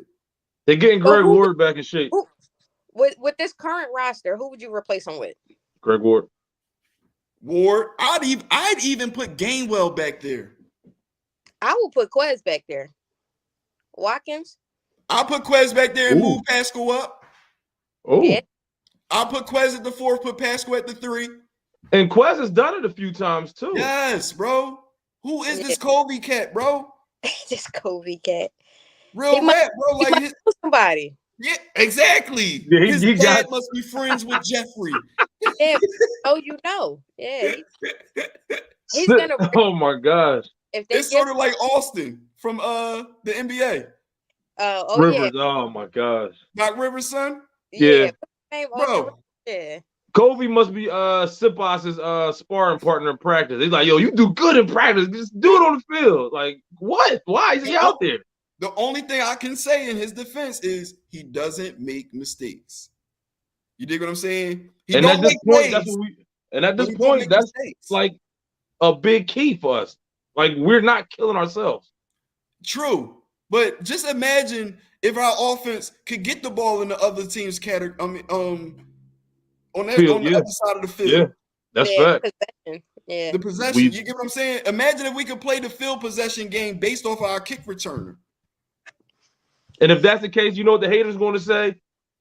We got a great special teams, but the Eagles offense, I don't know what they do. They do everything in 30 yards. So good. Kobe, keep doing what you're doing to show the haters that we know how to move the whole field. No, man. Too much wear and tear, man. Too much wear and tear. Bro, one cut and go, bro. One cut. Maybe that's what Kobe need. He need to go in a blue tent, act like he hurt, do a little, go out there, catch and go. It looks like he never scans the field. It looks like he's looking down the field. Once the ball go up, that's where his head stay. He don't never scan and go back up and look for it. They tell you not to do that in the younger ages, but in the pros, bro, you got to scan the You should be able field. to do that, right? Yeah. Because everybody not going to make they block and somebody going to be in your face. You know what I'm saying? He don't scan the field. He looks up, catches the rock, and just runs straight. You never see him make a cut. Like, he catches the ball and he runs straight. And then when it gets congested around him, you ever see young boys play little league football and they about to get a hit, their feet start getting choppy and they stand up a little bit? Yeah, that's him. That's what Kobe do, bro. That's definitely him. That is definitely him. He'll run full speed. And when the impact is coming, start getting choppy and he just brace for the impact. Come on, bro. I'd rather have Reno Mahe back there, bro. Not Reno. Reno broke a couple of Jones. Yeah, pull Reno Mahe stats up. I bet you he got some kick returns up there because he was getting busy. That's why he stuck around for 3 years. Is He was good coming off the bench at running back behind Westbrook, and he was good on special teams. Reno Mahe was the man, bro. We got to tweet Vostek at him. Maybe he's still in the city. He could give you some pointers or something. Something. Look, Lammy said he a crash dummy for sure with no seatbelt, bro. With no seatbelt, he a crash dummy. It's got to be something. We need some intel on why this is like. Hey, Key, you mind pulling that up real quick? You mind pulling up his kick return stats for the season thus far while I dive into the next situation here? Jalen Hurts. I got it right here. All right, here we go. I was already looking at the stats. So Kobe has 17 punt returns, 112 punt return yards for a 6.6 yard average. His longest is 15 yards. Bro, you can jump 6 yards, bro. I was about to say, how tall is he? If he fall, he can go 5 yards. His kick returns, he has 8 for 166. So he only averages 20 yards on the kickoff returns, and his longest is 26. Longest is 26. 26. Now, anybody that play football know you that getting 15 off the back. If you catch it, matter of fact, I ain't even gonna say anybody that play football. Anybody that's paying attention to football know that on a kick return, if it's not a touchback, they give you 15 yards. Right. You got 15 yards before the other team even get to you. Yeah. And he only getting an extra 5. He's not breaking any tackles. We want Greg Ward. The only other person to receive punt returns was Devontae. He has 2 for 15 yards, but one of them was for 12 yards. So that's one was for 12 yards. But even that, I'll say Devontae had the same issue, but that's expected in 2 returns. You dig what I'm saying? Insane. But when you back there every game and you back there every practice, bro. Like, come on. Can you read that punt return stat again, please? How many yards he averaging on punt returns? 6.6. Out of 17 tries? Yep. 112 yards total, and his longest was 15. You can fall for 5 yards. If you 5 foot, you fall, you're going to get 5 yards. That's insane. Yep. That means you're not making nobody miss tackles. Nope. You dig what I'm saying? Like, what are you doing, bro? The only thing you're not doing is you're not giving the ball up. Maybe that's the only pat I could give you on the back, bro. If that's the focus, if they just rather get the ball regardless of field position, as opposed to trying to make plays, then he's doing a hell of a job. That's got to be it. That's got to be it. All right, now let's say that. Let's just give him that, right? Now, be a part of the Eagles organization, right? Say you was in control. Mm-hmm. Your offense playing how it's playing, your defense playing how it's playing. How much easier on your offense would it be for them to work with a 40-yard field, a 50-yard field, a 65-yard field? We working with 70-yard, 85-yard, 92-yard fields, bro. But we scoring. We scoring, but look how long it's taking us to do it. Look how much. What I'm saying is putting too much stress on these niggas' bodies. You dig what I'm saying? If the conversation should have been had that, listen, first half is yours, Chief. We got you. Shay said, "Uncle, what's up, Uncle Jamal? What's up, Shay? Thank you for watching us." Look, Layman said if that was the case, he would fair catch everything. No. Or you talking In about for punt? games, he had 17 returns, so you're averaging 2 per game, basically. The rest of them are fair catches. That's what I'm Listen, saying. the conversation should be Or he had. let First half is yours. If you don't make no changes to help out our offense by getting some Bro, yards, second bro, half we're going with somebody else. Telling I'm you, telling Greg you, Ward. bro. If I had any say so in this Eagles organization, bro, I need your playbook. I need your playbook, bro. Damn, you Real can't rap. you can't just make him a gunner on punt return or kickoff. He gotta go. He's too Bro, small. What are you gonna you do? think he gonna go tackle somebody? He's scared to get tackled. He's insurance policy. Put him on the practice squad. I ain't gonna fire He's a him, waste man. of a roster spot. He's I a ain't gonna waste of fire a him, man. roster spot. Do it. Like you said, that's a wasted roster spot. You can give me depth on the defensive line with Jordan Davis being out right now. I'd rather have somebody who's gonna make an impact as opposed to somebody who could just fair catch. You could throw Ward out there. He's a Matter of fan. fact, how about this? I'll do you one better. What is he listed as? He's not just listed as a kick returner. He's a wide receiver. Bro, he's taking up a roster spot, bro. Wait, he is he the Olympic dude? He's not the Olympic dude. The one Allen, he didn't even make the team. Oh, all They right. cut him. They should have let him return. How about they the let kicks him and do stuff. it? Bring him back. If you're not gonna let him on the field at receiver, He doesn't have any stats as a receiver. Nothing. he's Good. holding a roster spot, bro. They got somebody upstairs by the nuts, bro. I'm gonna move on from that before they be on my ass. So, the next Jalen Hurts against the Washington Commanders went 22 for 35, 340 yards, 3 TDs. And the next stat was Devonta Smith having career highs, 8 catches for 169 receiving yards. Now, I'm glad that stat popped up right there. Because could you take that down real quick? Key just read a stat about Devonta and his yak. I guarantee you that game had a lot to do with his average.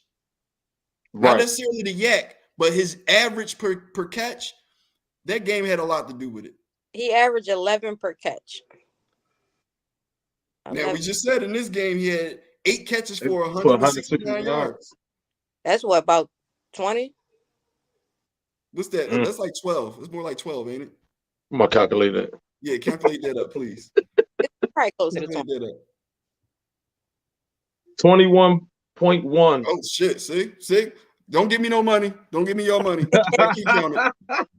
Let Key count it.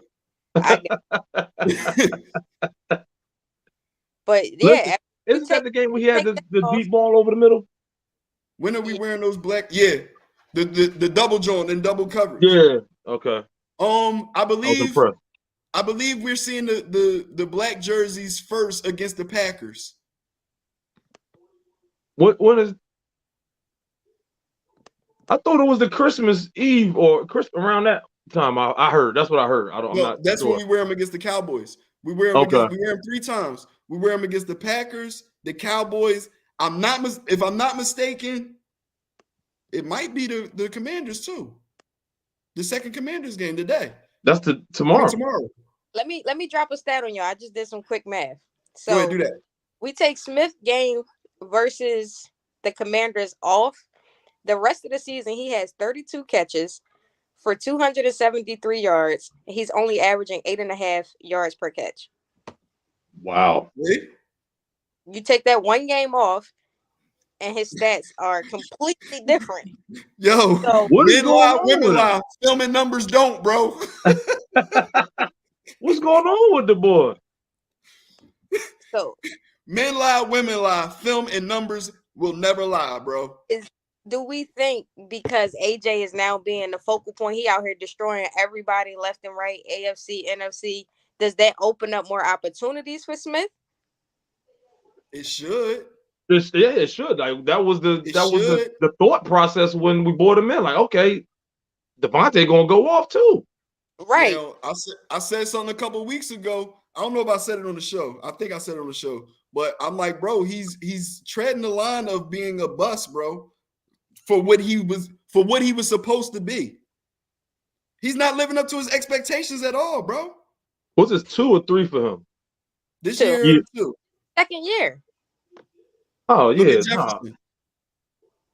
He was the number one receiver last year, and he put up some solid numbers. But now you bring in AJ, who clearly has a better connection with Hurts because of off the field. It's now in a whole readjustment to the game plan. Now you got Hurts running the ball. You got AJ catching 43. AJ has Dallas got her. the next person is Devontae, but he has 16 less targets than him. But AJ only has 3 more catches. So he's looking for AJ more. The completion ratio is a little bit lower, but he's That's the trust, and they work together too. That's the trust issue. Now look, that's on the surface.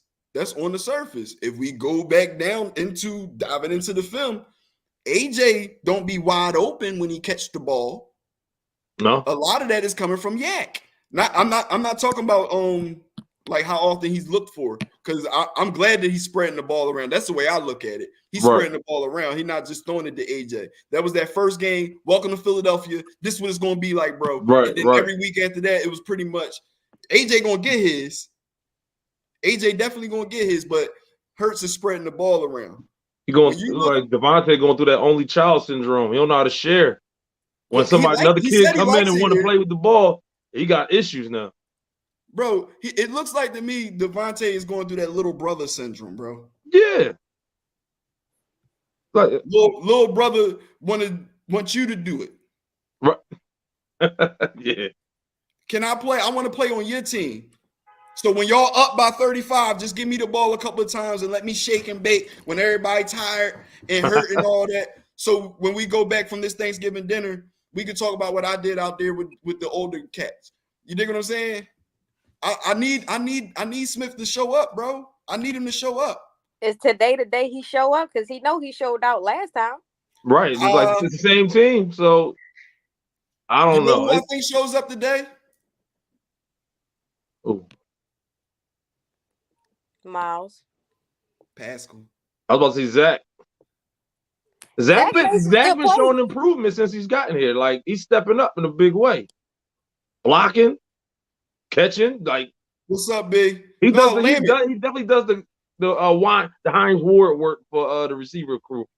Lammit, I agree with you. He can only catch where Hurts throws his way. That's why I'm saying he's definitely spreading the ball around. But we're talking about what he does once the ball is in his hands.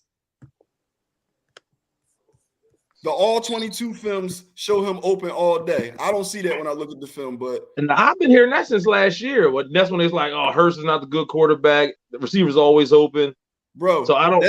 That's easy to say that somebody's open when the quarterback eyes is this way, because these are professionals, bro.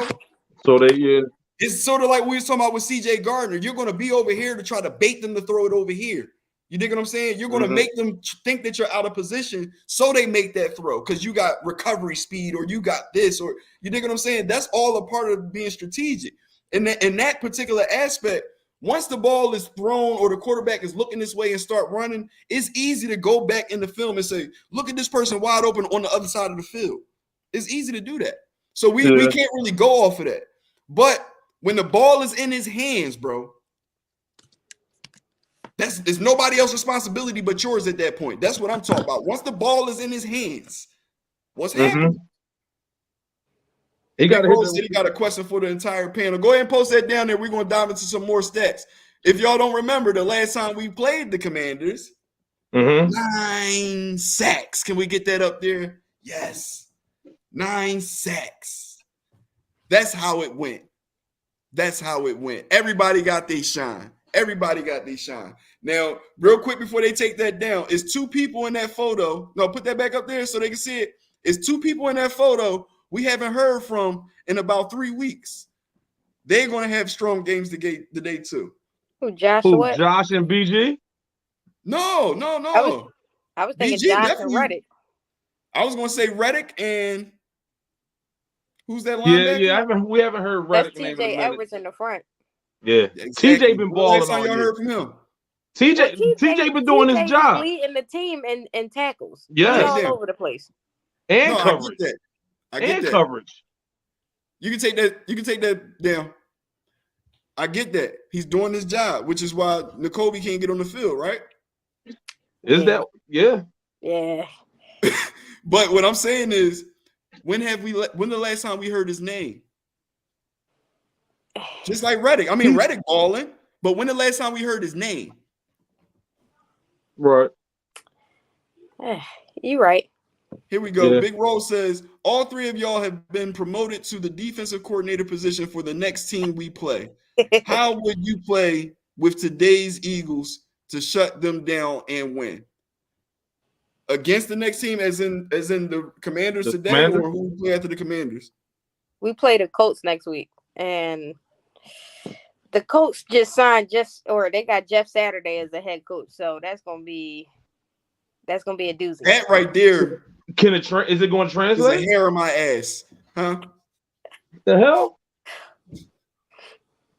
Jeff Saturday getting that head coaching spot really grinds my gears, bro. That was a slap in the face to Yeah. any. It don't even matter the race. Any existing coach.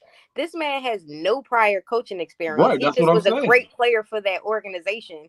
And Jim Irsay is trying to say he's more than qualified. No, he's not, bro. This was a family pick. This was take Jeff off of ESPN and bring him to the facility and make him the head coach. But he's not fit for it. I like him as a person. Don't get me wrong. He was great on Stephen A's show. But as a coach, So he there's never even levels to it. He never even Hold coached on. Little League. Big No. Ro, you just Wow. Big Ro, you just kind of confused me a little bit. I saw the arrows. Because he says all three of y'all have been promoted to the defensive coordinator position for the next team we play. How would you play with today's Eagles to shut them down and win? And then he said against, but then he said, let's say any top defense in today's NFL. So that means we would be the offensive coordinator against any Trying top to shut defense. down the Eagles. Like I don't understand your question. Hold up. Lamont says, I'm gonna understand what he says in a second. Hold on. Right, let me get my sips in. Lamont says you have to get it to him in position to get yak and not those bullshit wide receiver screens when the receiver don't block and get you fucked up. Bro, that's if what you go wide to a wide receiver receiver screens is you gotta for. be with Pascal. Wide receiver screens is for you to get the yak. Right, but he That's gotta what have we talked about. He catches it from the screen and he opens up the wrong way out the screen. That's why he's not getting the yak. Sometimes they throw a wide receiver screen and they playing bump and run coverage, which is not the time to do it. You got to do it when they give you 5-10 yards off the line of scrimmage. If they right there, it don't matter if Pascal pick up that block. You still got your own defender. You're not giving me much room to work with at that point. And that's what I agree with what you saying when he gets those screens and he opening up the wrong way or not following the blocking scheme or whatever, because Quez and Zach out there blocking their ass off. Exactly. The receivers is blocking, bro. He's just not seeing the whole. He's cutting off the block the wrong way. That's the best way I could put it. He's catching the ball and he's cutting off the block the wrong way. He's reading the wrong angle. Big Exclusive agrees with us on something. That was the biggest crack of shit I ever seen in football. That really pissed me off. He talking about Jeff Saturday. Oh. Yeah. All right. Big Rose said he horrible. meant to say against the Eagles. Okay. If you was a defensive coordinator for any of the top defenses, how would you stop the Eagles? Got you. Wow. Y'all want to go with that first? Yeah. You going to take it off? We get 15-yard penalties every play because somebody got to hold somebody. They got too many goddamn weapons on the Eagles. No. So am I using any defense? So now I got to think back. Who got one of any top 10 defense? All right, let me go. Go ahead. I'm picking the Bills. Mm-hmm. And they got a solid secondary. You got Von Miller just destroying people at linebacker. The defensive line, good. The way to stop the Eagles, you got to bring pressure. You have to bring pressure on Hurts, where now those wide receiver screens, they won't work. Those draws, they won't work. But you have to be disciplined. And I think the linebackers, somebody like Vaughn, he's disciplined and smart enough to know he can read that RPO. He can tell, all right, well, Hurts is going to take it here. It's a toss here. It's a jet sweep this way. He could not necessarily shut down Goddard, but he can play Goddard to a point where now he's not that top weapon. They have solid enough corners where you can go man to man on Devontae and AJ and have a safety over the top. So now if you bring in pressure, you disguise the defenses, you confuse Hurts, and you make him have to decide as opposed to being able to just do the RPO 15 plays a game. So it's really going to be difficult depending on which team you pick on the defensive side. But if you got guys like we have, if I'm playing with the Eagles defense against the Eagles offense, that's what I'm doing.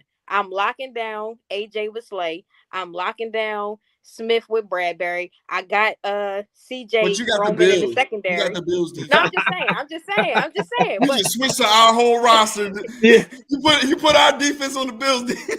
because we're compatible to them, just to say like it's gonna be tough. You gotta play against. You gotta be a team that has solid depth overall. How you were saying comparing our roster to anybody, yeah, you might have a better linebacker than us, or you might have a better left tackle or something random like that. But overall, how you were saying with CJ, if you got guys that are confident in their position and they go out there and I could play you man to man, now Hurts can't really dictate the offense. He has to now, you got to go to Shane. Now he got to go play the right play calls to get these guys open because they're playing in defensive schemes where it might look like I'm blitzing and I drop back in zone. It might look like I'm in the zone and I'm bringing a house. Hurts hasn't really seen that yet because we're playing from the lead. So now teams aren't as aggressive. Or if we got an 18-play drive like against the Texans, I'm tired halfway through that. Now you're not as effective defensively, right, especially if they go up tempo and you can't switch out your rotation. It's gonna be hard to beat the Eagles, but it is possible if teams can get it together. Because we don't play 4 quarters. But if we play 4 quarters, nobody's gonna beat us. Nobody's stopping us, right? We play the second quarter and sometimes in the fourth quarter. The responses to you have been when you can run and pass well, it's hard to stop. Good point, Key. But leaving our wideouts one-on-one is suicide. Lammett said, I'll run the ball all day on you. Big Rose said, I asked y'all this question because looking at them, they damn near look unstoppable. I think the only way is for the opposing team to run the ball and keep our offense off the field. Just a theory. There got to be more to it than that. Layman says, "Who's on God? That's the whole thing, man. Like you have, like when we go talk player to player, the complete roster. There's nobody, no team I see out there that can stop us. Like I said, we play 4 quarters. It's a wrap for anybody. But so how would you stop our offense? I hope my tongue don't burn and blow up after what I'm about to say. That sounds like you ate something bad, but go ahead. Jabba Jaws or what was it? Jelly Jaws. Jam Jaw. There you go. If I had to pick a defense, I don't want to say this. It had to be the Cowboys. Okay. You didn't watch that game? No, listen, they got the pressure on Hurts, and a smart Parsons. That dude that's a game-changing dude right there. Didn't we shut him down last time? No, but listen. Who was I think whatchamacallit is back, isn't he? The linebacker, the bull wear the neck roll. I know you're talking about Van Der Esch. Yeah, Van Der Esch. No. Flag on the play.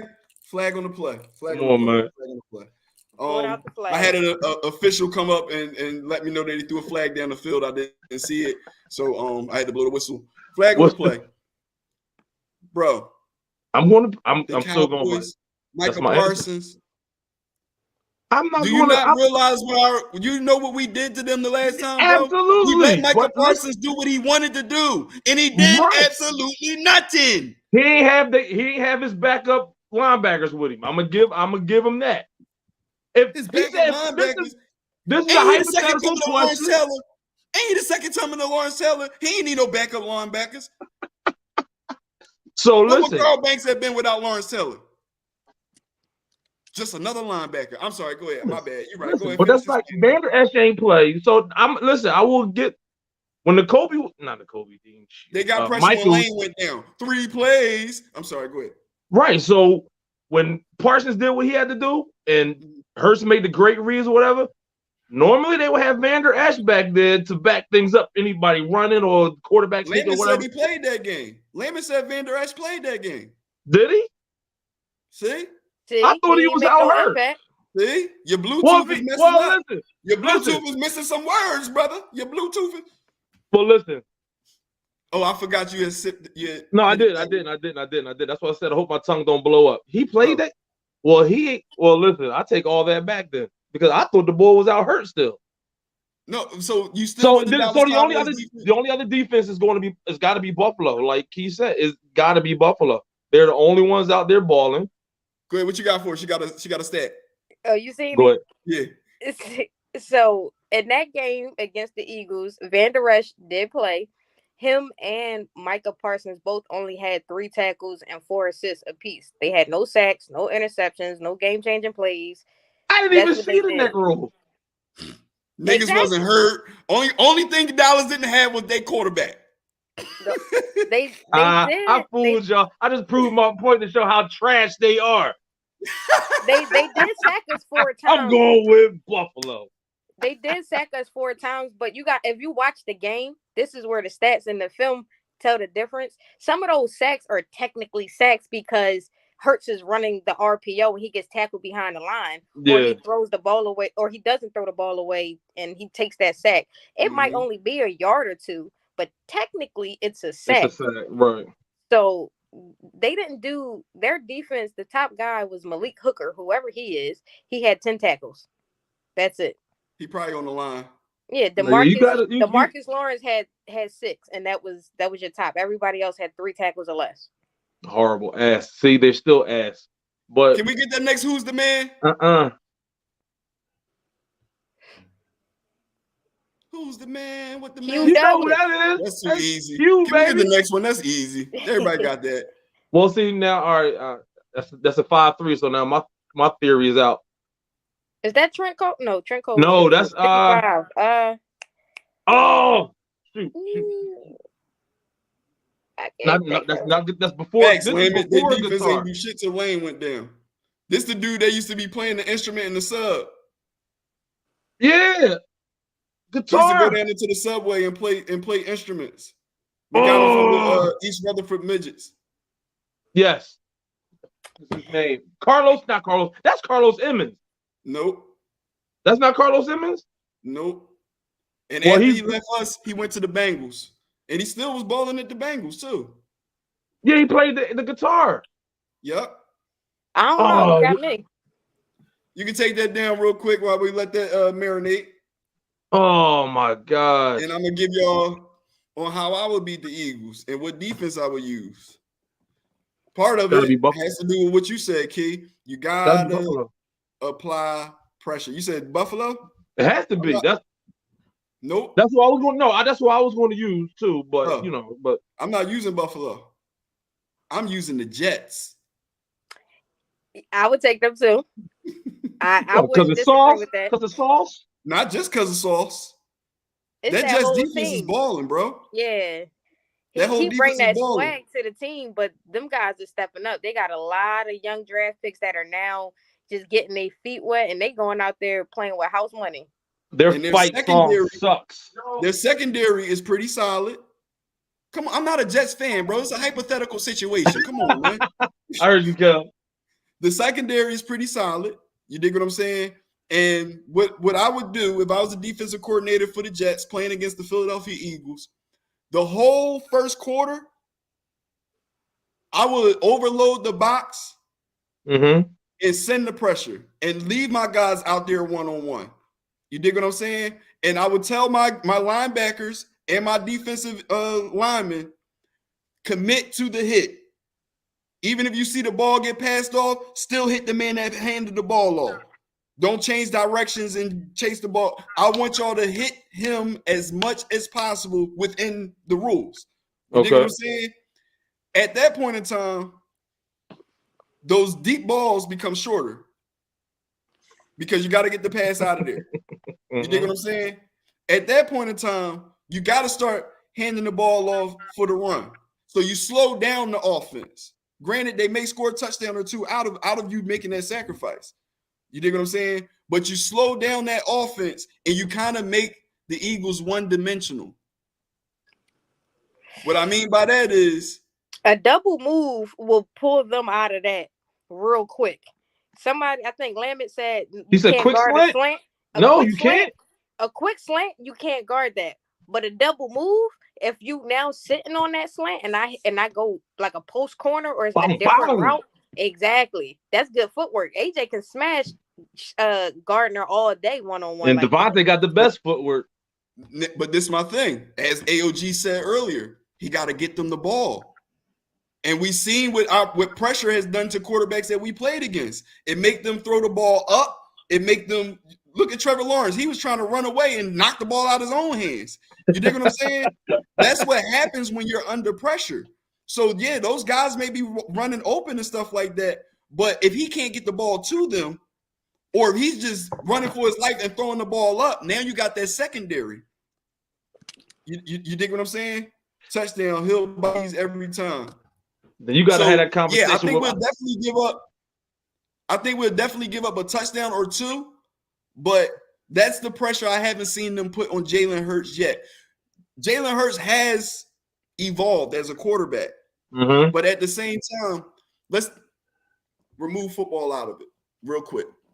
When we evolve as people, right, and we say, this is the change that I'm making in my life, this is how I'm being, and that's how we hold it, right? What eventually happens? Wait, before I lose it. What's that? Dhani Jones. Go ahead. Yeah, that's who it was, Dhani Jones. Somebody in the background told you, though. Somebody Googled it. No, he didn't. I forgot about him. Somebody Googled it. It's all good. No, he didn't.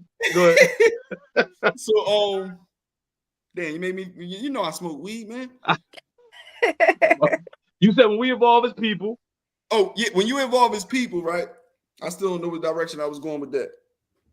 You said we're taking football out the equation. Mm-hmm. When we evolve as people. Oh, all right. What happens? You say you change and you're not a certain way no more, right? Mm-hmm. And you start holding it a different way. That may be good for a few months, maybe even a year or two. But then something is going to test you to see if you really changed. You dig what I'm saying? Right. Something is going to present itself to see if you're going to go back to the old you, how you going to handle this? Okay. Or are you really going to stand on these changes that you said you made, and this is how you're going to handle it? That's true. We haven't seen that moment with Jalen Hurts. He's been able to do what he want to do every game with all this talent around him and with the play calling. I want to see him under pressure. I want to see us play from behind. We did play from behind. We was down by 14 to the Jaguars. Against who? Hey, cuz don't disrespect the knowledge up here. I ain't Google nothing. Look how long it took. Right. He Googled it real quick. He was like, yo. It only took long because it's the delay. The delay, that's all. Okay. Great, what you were saying, Kee? Oh, you made me forget. You say he was just running for his life on Thursday against the Texans? No, I'm saying like. No, Lammett just said that. Oh, when we was down from behind, that's what you wanted to see. We was down 14 at home, came back, won that game by however many points. We was in some close games where we shouldn't have been, but we still pulled it out. Not necessarily from behind, but keeping the lead and maintaining the ball long enough to prevent anything from happening. That's how CJ's getting those game closing interceptions, because we're milking the clock. Our time of possession has to be up there in like top 5. He's managing the game very well. Exactly. I'm sure. You were talking. Sure. We were taking advantage of the free time. I'm sure. If other defensive coordinators probably had the same mindset, let's go out there and put pressure on them. But our line is holding up, or our play calling is making them have to rethink. Because when you start loading up and I toss it to AJ and he get 15 yards, now you got to back up. Or we're going to keep marching down the field with that same kind of intensity. Lammett. Hold on, Bruce. I'm sorry. Lammett, I agree. He's definitely seeing pressure, but he's not seeing the pressure that we putting on teams. Not at No all. team You out dig there what is I'm us. saying? But Right. that's what he used to see. I want to see him under that type of duress before I can say, all right, cool. Well, then dig you what got I'm to go He to saying? sees practice. that in practice. So You when got to go he to go out practice to there, see that. yeah, Now- when you practice like that and nobody can compete with us, when you go out there and play, this is cakewalk. He's like, this. Oh, We this is know they not coming at us the way we coming Yeah, at I got a us. question for you. It's iron based off sharpens of, iron. it's based off of your can't even think of the word right now. It's based on what you just said as far as the team that had us down. Would you say that we was down because of the Jags offense or because of the Jags defense? I think in that game we were down because of the Jags offense. They literally came out and punched us in That's the what mouth. I'm They saying. moved the ball on us. But that's what I'm saying. I want to see him playing under duress. You dig what I'm saying? We down and the defense is whooping his ass. You know what I mean? That's what I want to see. I mean, we undefeated. We It's got still to be back right Buffalo now. in the Super it's Bowl. still 'Cause I don't mental, see though. anybody being able to put Say us that up again? against that's going to be us in Buffalo in the Super Bowl. I don't see anybody being able to I don't do think that it's to gonna be us. us against Buffalo. I don't think Buffalo defense is gonna be able to apply that type of pressure. Well, it doesn't matter who comes out of the AFC as long as we in the Super Bowl. We go back That's to all that Arizona matters. No, in February. remember I said it's gonna be us against the Bills in the Super Bowl. Right. That's who's gonna be in the Super Bowl. But here's my thing: the reason why I don't feel like, and nobody knows, this is just my theory going off of our past, our history. You get what I'm saying? The reason why I feel like their defense is not going to be able to be the way that their defense is playing against us. Our fans, bro. Yeah. Our fans have been bringing a different type of energy that has been giving us a home field advantage wherever we play. Wherever. Yeah. And You Arizona dig was what a I'm home saying? game. And the players are saying Arizona that. was a home game. Now, don't get me wrong. Buffalo fans are strong too, and Buffalo fans travel too. But I don't really see Buffalo feed off of their fans like we do. Our players feed off of the environment, this particular team. So I feel like when we see each other, we're gonna jump on them so fast. They're gonna be playing from behind. Yes, Yeah, he is, Allen is Mark. hurt. Not gonna be able to pin their ears back. You know what I'm saying? Right. Josh Allen is hurt. Yeah, we talking about in the Super Bowl. Yeah, he We had talking about a the Super Bowl. lingering elbow issue that he dealt with a few seasons ago. So if he tried to play through it, he may, be able to manage the pain, but it get cold. In Buffalo, in the playoffs, you don't want to play with that kind of ailment. So if he has to take time off, you're in a division where the Jets, nobody thought they would be where they are. You're still playing against Belichick and even the Dolphins. So if he has to miss time, they can miss the playoffs. So now, if you're not playing at full strength, your defense has to step up. Your defense has to make those plays to make it easier for Josh or whoever the quarterback is. But it could get real rough in the AFC East real quick if he got time. And he missed one game. You go from number 1 to number 3 or 4 real quick. Right. They're not making it. His UCL is damaged. Yeah. Aren't they going to try to play him today too? I heard, like, not to get off subject, they're going to try to play him today against the Vikings, right? He is, yeah. Well, I'm gonna put it to you like this. That's news to me. That's news to me. But what I will say, as far as the Buffalo Bills, the little bit that I have watched on them, yeah, Allen is the ignition, but everybody on that team is balling. And when it comes to the NFL, it all depends on what that backup looking like. They may be able to sustain. We've seen us do it before. You dig what I'm saying? Because I'm saying that because what's their record right now? I think they got 2 losses. They only got 2 losses, right? Yeah. So technically, they only have to string together 4 or 5 more wins. Right, but the Jets only got 2 losses. And the Dolphins already beat them. I'm talking about just to get in. They don't have to win out. They're in a good position record-wise. You dig what I'm saying? For a backup quarterback to come in and it not be too much. He could manage. But what if he doesn't? But what if he doesn't? Then, like she said, No, they're going to drop. No, it's definitely possible. But what I'm saying is, being as though this is the NFL and being as though Josh Allen isn't the only reason for them having that success, you kind of got to wait and see what they present. Is he not? So we caught lightning in a bottle. That hardly ever happens. So y'all sleeping on the Chiefs. I was I'm not sleeping on the Chiefs now that you said what you said about the UCL. I didn't know he was hurt, and I didn't know it was to that extent. The Chiefs and the Bills are both 6-2, but the Bills are technically number 1 in the AFC because they already beat the Chiefs. And let me tell you my theory on the Chiefs too. I don't never sleep on the Chiefs. The Chiefs has Andy Reid, and a lot of times Andy Reid shows up.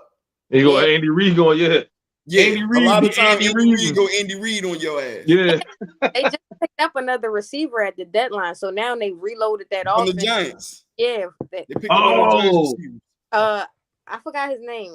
I know you talk. I did hear that. I just peeped the time though, and although I purposely didn't do the segment today because the Thursday game kind of threw us off, hit you with a right hook real quick. Mr. Jamal Jackson, what's happening? Do you have any perspective? Who's the man's? I'm sorry, that boy good. Okay, I was about to. This week coming up, man, is them boys good? Has to be this week because it's not just one. It's got to be, like I said, Washington's defensive line is their bread and butter, like whatever they're holding onto, their faith onto. But so our O-line, I'm glad we had this time off. So our offensive line has to step up, man. Our offensive line to step up. Don't give Hurts the problems that the defensive line gave them before. Keep Hurts safe, fellas. So who's the man? That boy, not who's the man. I'm sorry. Them boys is good. It's got to be our offensive line. With that being said, I mean, no other aspect is going to affect us. So you're saying offensive line is our offensive line of the game is going to be the offensive line on why we win the game. Absolutely. Got you. And that's who them boys is good is going to the offensive line. Sigma Aqua. Aqua. With that being said, take his hat off. I'm sweating. We have one more who's the man. And before we put it up, and you're going to tell us the theme too, right? I'm going to tell y'all the theme after this because nobody got it yet. Before we put it up, let me tell y'all a little bit about him. It's crazy because this is the only person I ever actually got starstruck around. Bro, I met plenty of football players, bro. And you're going to see him like, this nigga? But Brian Westbrook. No, it's nobody like that. It's nobody like that. It's somebody that you're not going to, when y'all see it, you're going to be like, oh, I know who that is. But this story is not going to make sense once y'all see who it is. Because we was at the airport one day meeting my sister. She was coming back from Kansas, right? And we was at the airport. And I seen boy. I'm like, I tapped my dad like, Dad. He like, huh? I said, that's such and such, such and such. He said, where? I said, right there. That's such and such, such and such. My dad goes over to him to introduce himself. It was too much pressure for me because immediately he pointed at me like, yeah, that's my son right there. And I was like, I ain't walk up to him. I think I might have been more shocked that my dad just went up to him and just introduced himself. I'm like, Dad, you ain't even recognize him. But to say the least, can we get the last who's the man up there?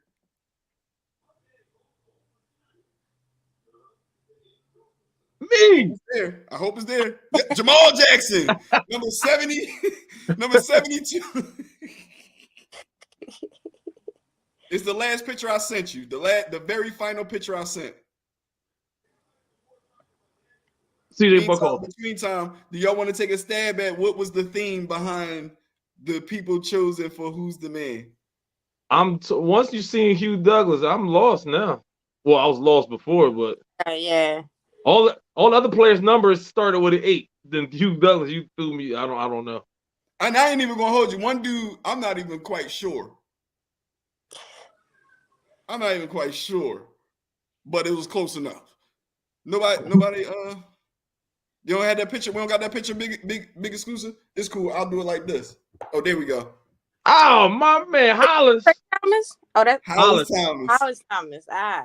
Hollis Thomas. Yo, That boy got no fronts he's now, a cool man. dude. He responds and interacts with you on his social media too. Yeah, for sure. He a He regular, cool as regular shit. person. Regular person.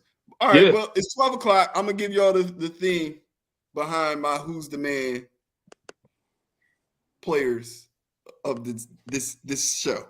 Uh-oh. Get the flag ready, They Pete. were on the roster the last time we went to the Super Bowl. What? Trash? What? That's why I said the verdict is out on Thrash, but everybody else was on that 2004. That's not the roster. last time we went to the Super Bowl. Just wanted what? I'm sorry. The last time we had I'm like, what? my bad.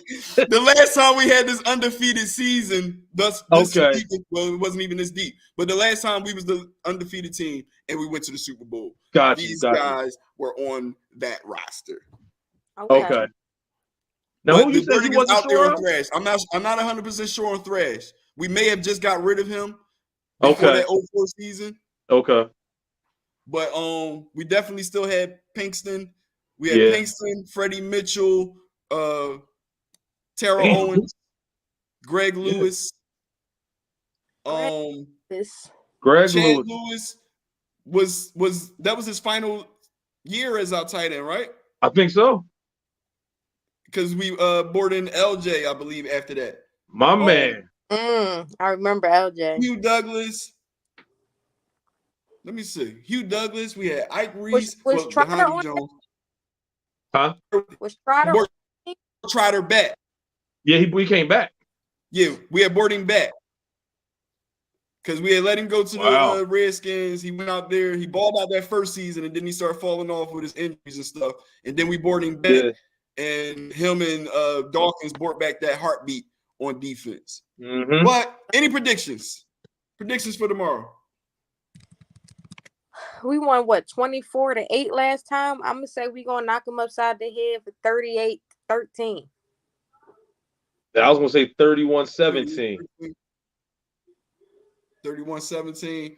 We playing home today. I'm saying 28-7. I think Heineke going to have a worse day than Wentz. 28-7. I always have high scores. Say that again. I always have high scores. What I say, 38-13? Yeah. I was doing that early in the season, and they wasn't hitting the mark. It's coming off of a bye, and we, even though last thing I know, this is their time, their second time playing us. This is our second time playing them. So absolutely, we found the time to make adjustments and switch up the game plan. So if they come out thinking, "Hey, we about to go to Devontae again," y'all see what AJ can do. Y'all said that's why I said Zach. Yeah, you got Goddard. You can give it to Miles. You got Gainwell. You got Boston. You got a bunch of guys that can show out tomorrow. That's why I feel like Zach is going to have a breakout game. Who? What'd you say, Maul? I said Zach. I mean, not Zach. Damn, Quez over the top. I want to see it. I haven't seen them go deep to Quez yet like that. Just leave everybody and just easy catch, stride into the end zone. I want to see it. He did get that. That's when Jalen did this. That was for Quez? Yeah. He was wide open because they thought we was going to run that same play, and he popped Quez down the field. But for that exact reason, that's why I said Zach is going to have a good game. I feel like we're going to open the playbook, open some more. You know what I mean? Like y'all said, we played them before. And guess what? This time we home. Yeah. Those fans. We played them in D.C. last time. But with that being said, I'm Poppy Montega. We got Jamal Jackson and Miss Kee Holmes. This is the Philadelphia Eagles Game Day special on the big exclusive network. Oh, I'm so sorry. I can't go out like that. Yeah. I can't go out like that. My bad to my team. My bad, big exclusive, for making you hang around a little bit longer. I didn't go through the list of programs on the network. So tonight, make sure y'all come back at 9:00 for the Poppy Montega show. I will be having 2 special guests on tonight, and we will be talking about Black love. Monday through Friday, 9 a.m. to 10 a.m. We have Keeping It Real with Big Roll in the morning every Monday through Friday from 9 a.m. to 10 a.m., sometimes a little longer than that. Monday evenings, we have. Are they going to pull it up? No? Okay. Think Different TV with Lashia each and every Monday evening at, I believe it comes on at 9. Tuesday evening, we have the Big Exclusive Podcast each and every Tuesday at 9. Wednesdays, starting at 8. I'm sorry, the Big Exclusive Podcast starts at 7. I'm sorry. On Tuesday. On Wednesdays at 8, we have the Formula by Angry OG. And then at 9, we have the Rabbit Hole 13, hosted by Taj Mahal, Bianca Monroe, and they call him Mr. Cheese. That's every Wednesday at 9. And being as though we didn't get to put it up there, I'm going to say it again. Wednesdays at 8, we have the Formula, hosted by Angry OG. Every Wednesday at 8, we're going to try to figure this black love thing out on both sides of the field, male and female, not everything in between, because those options aren't real. Okay. Thursday, Foreplay with B, every Thursday at 9 p.m., hosted by Miss Bianca Monroe. And we're still open on Fridays. So if you have any ideas, you have anything you want to bring to the table, make sure y'all hit us up. Send your audition video, 1 to 2 minute video, to the Real Big Exclusive at gmail.com. Friday and Saturdays are still open. I thank y'all for tuning in today. I thank y'all for your time. We're about to tune into some NFL football. Once again, for myself, Poppy Montega, Jamal Jackson, and Miss Kee Holmes. This is the Philadelphia Eagles Game Day Special on the Big Exclusive Network. And fly, Eagles, fly, baby. Got a room for dick riders soon. So if you playing the dick ride, a little late. Fly, Eagles, fly on the road to victory. Fight, fight, fight. Yo, we going all the way this year, man. We going all the way this year. Philadelphia Eagles.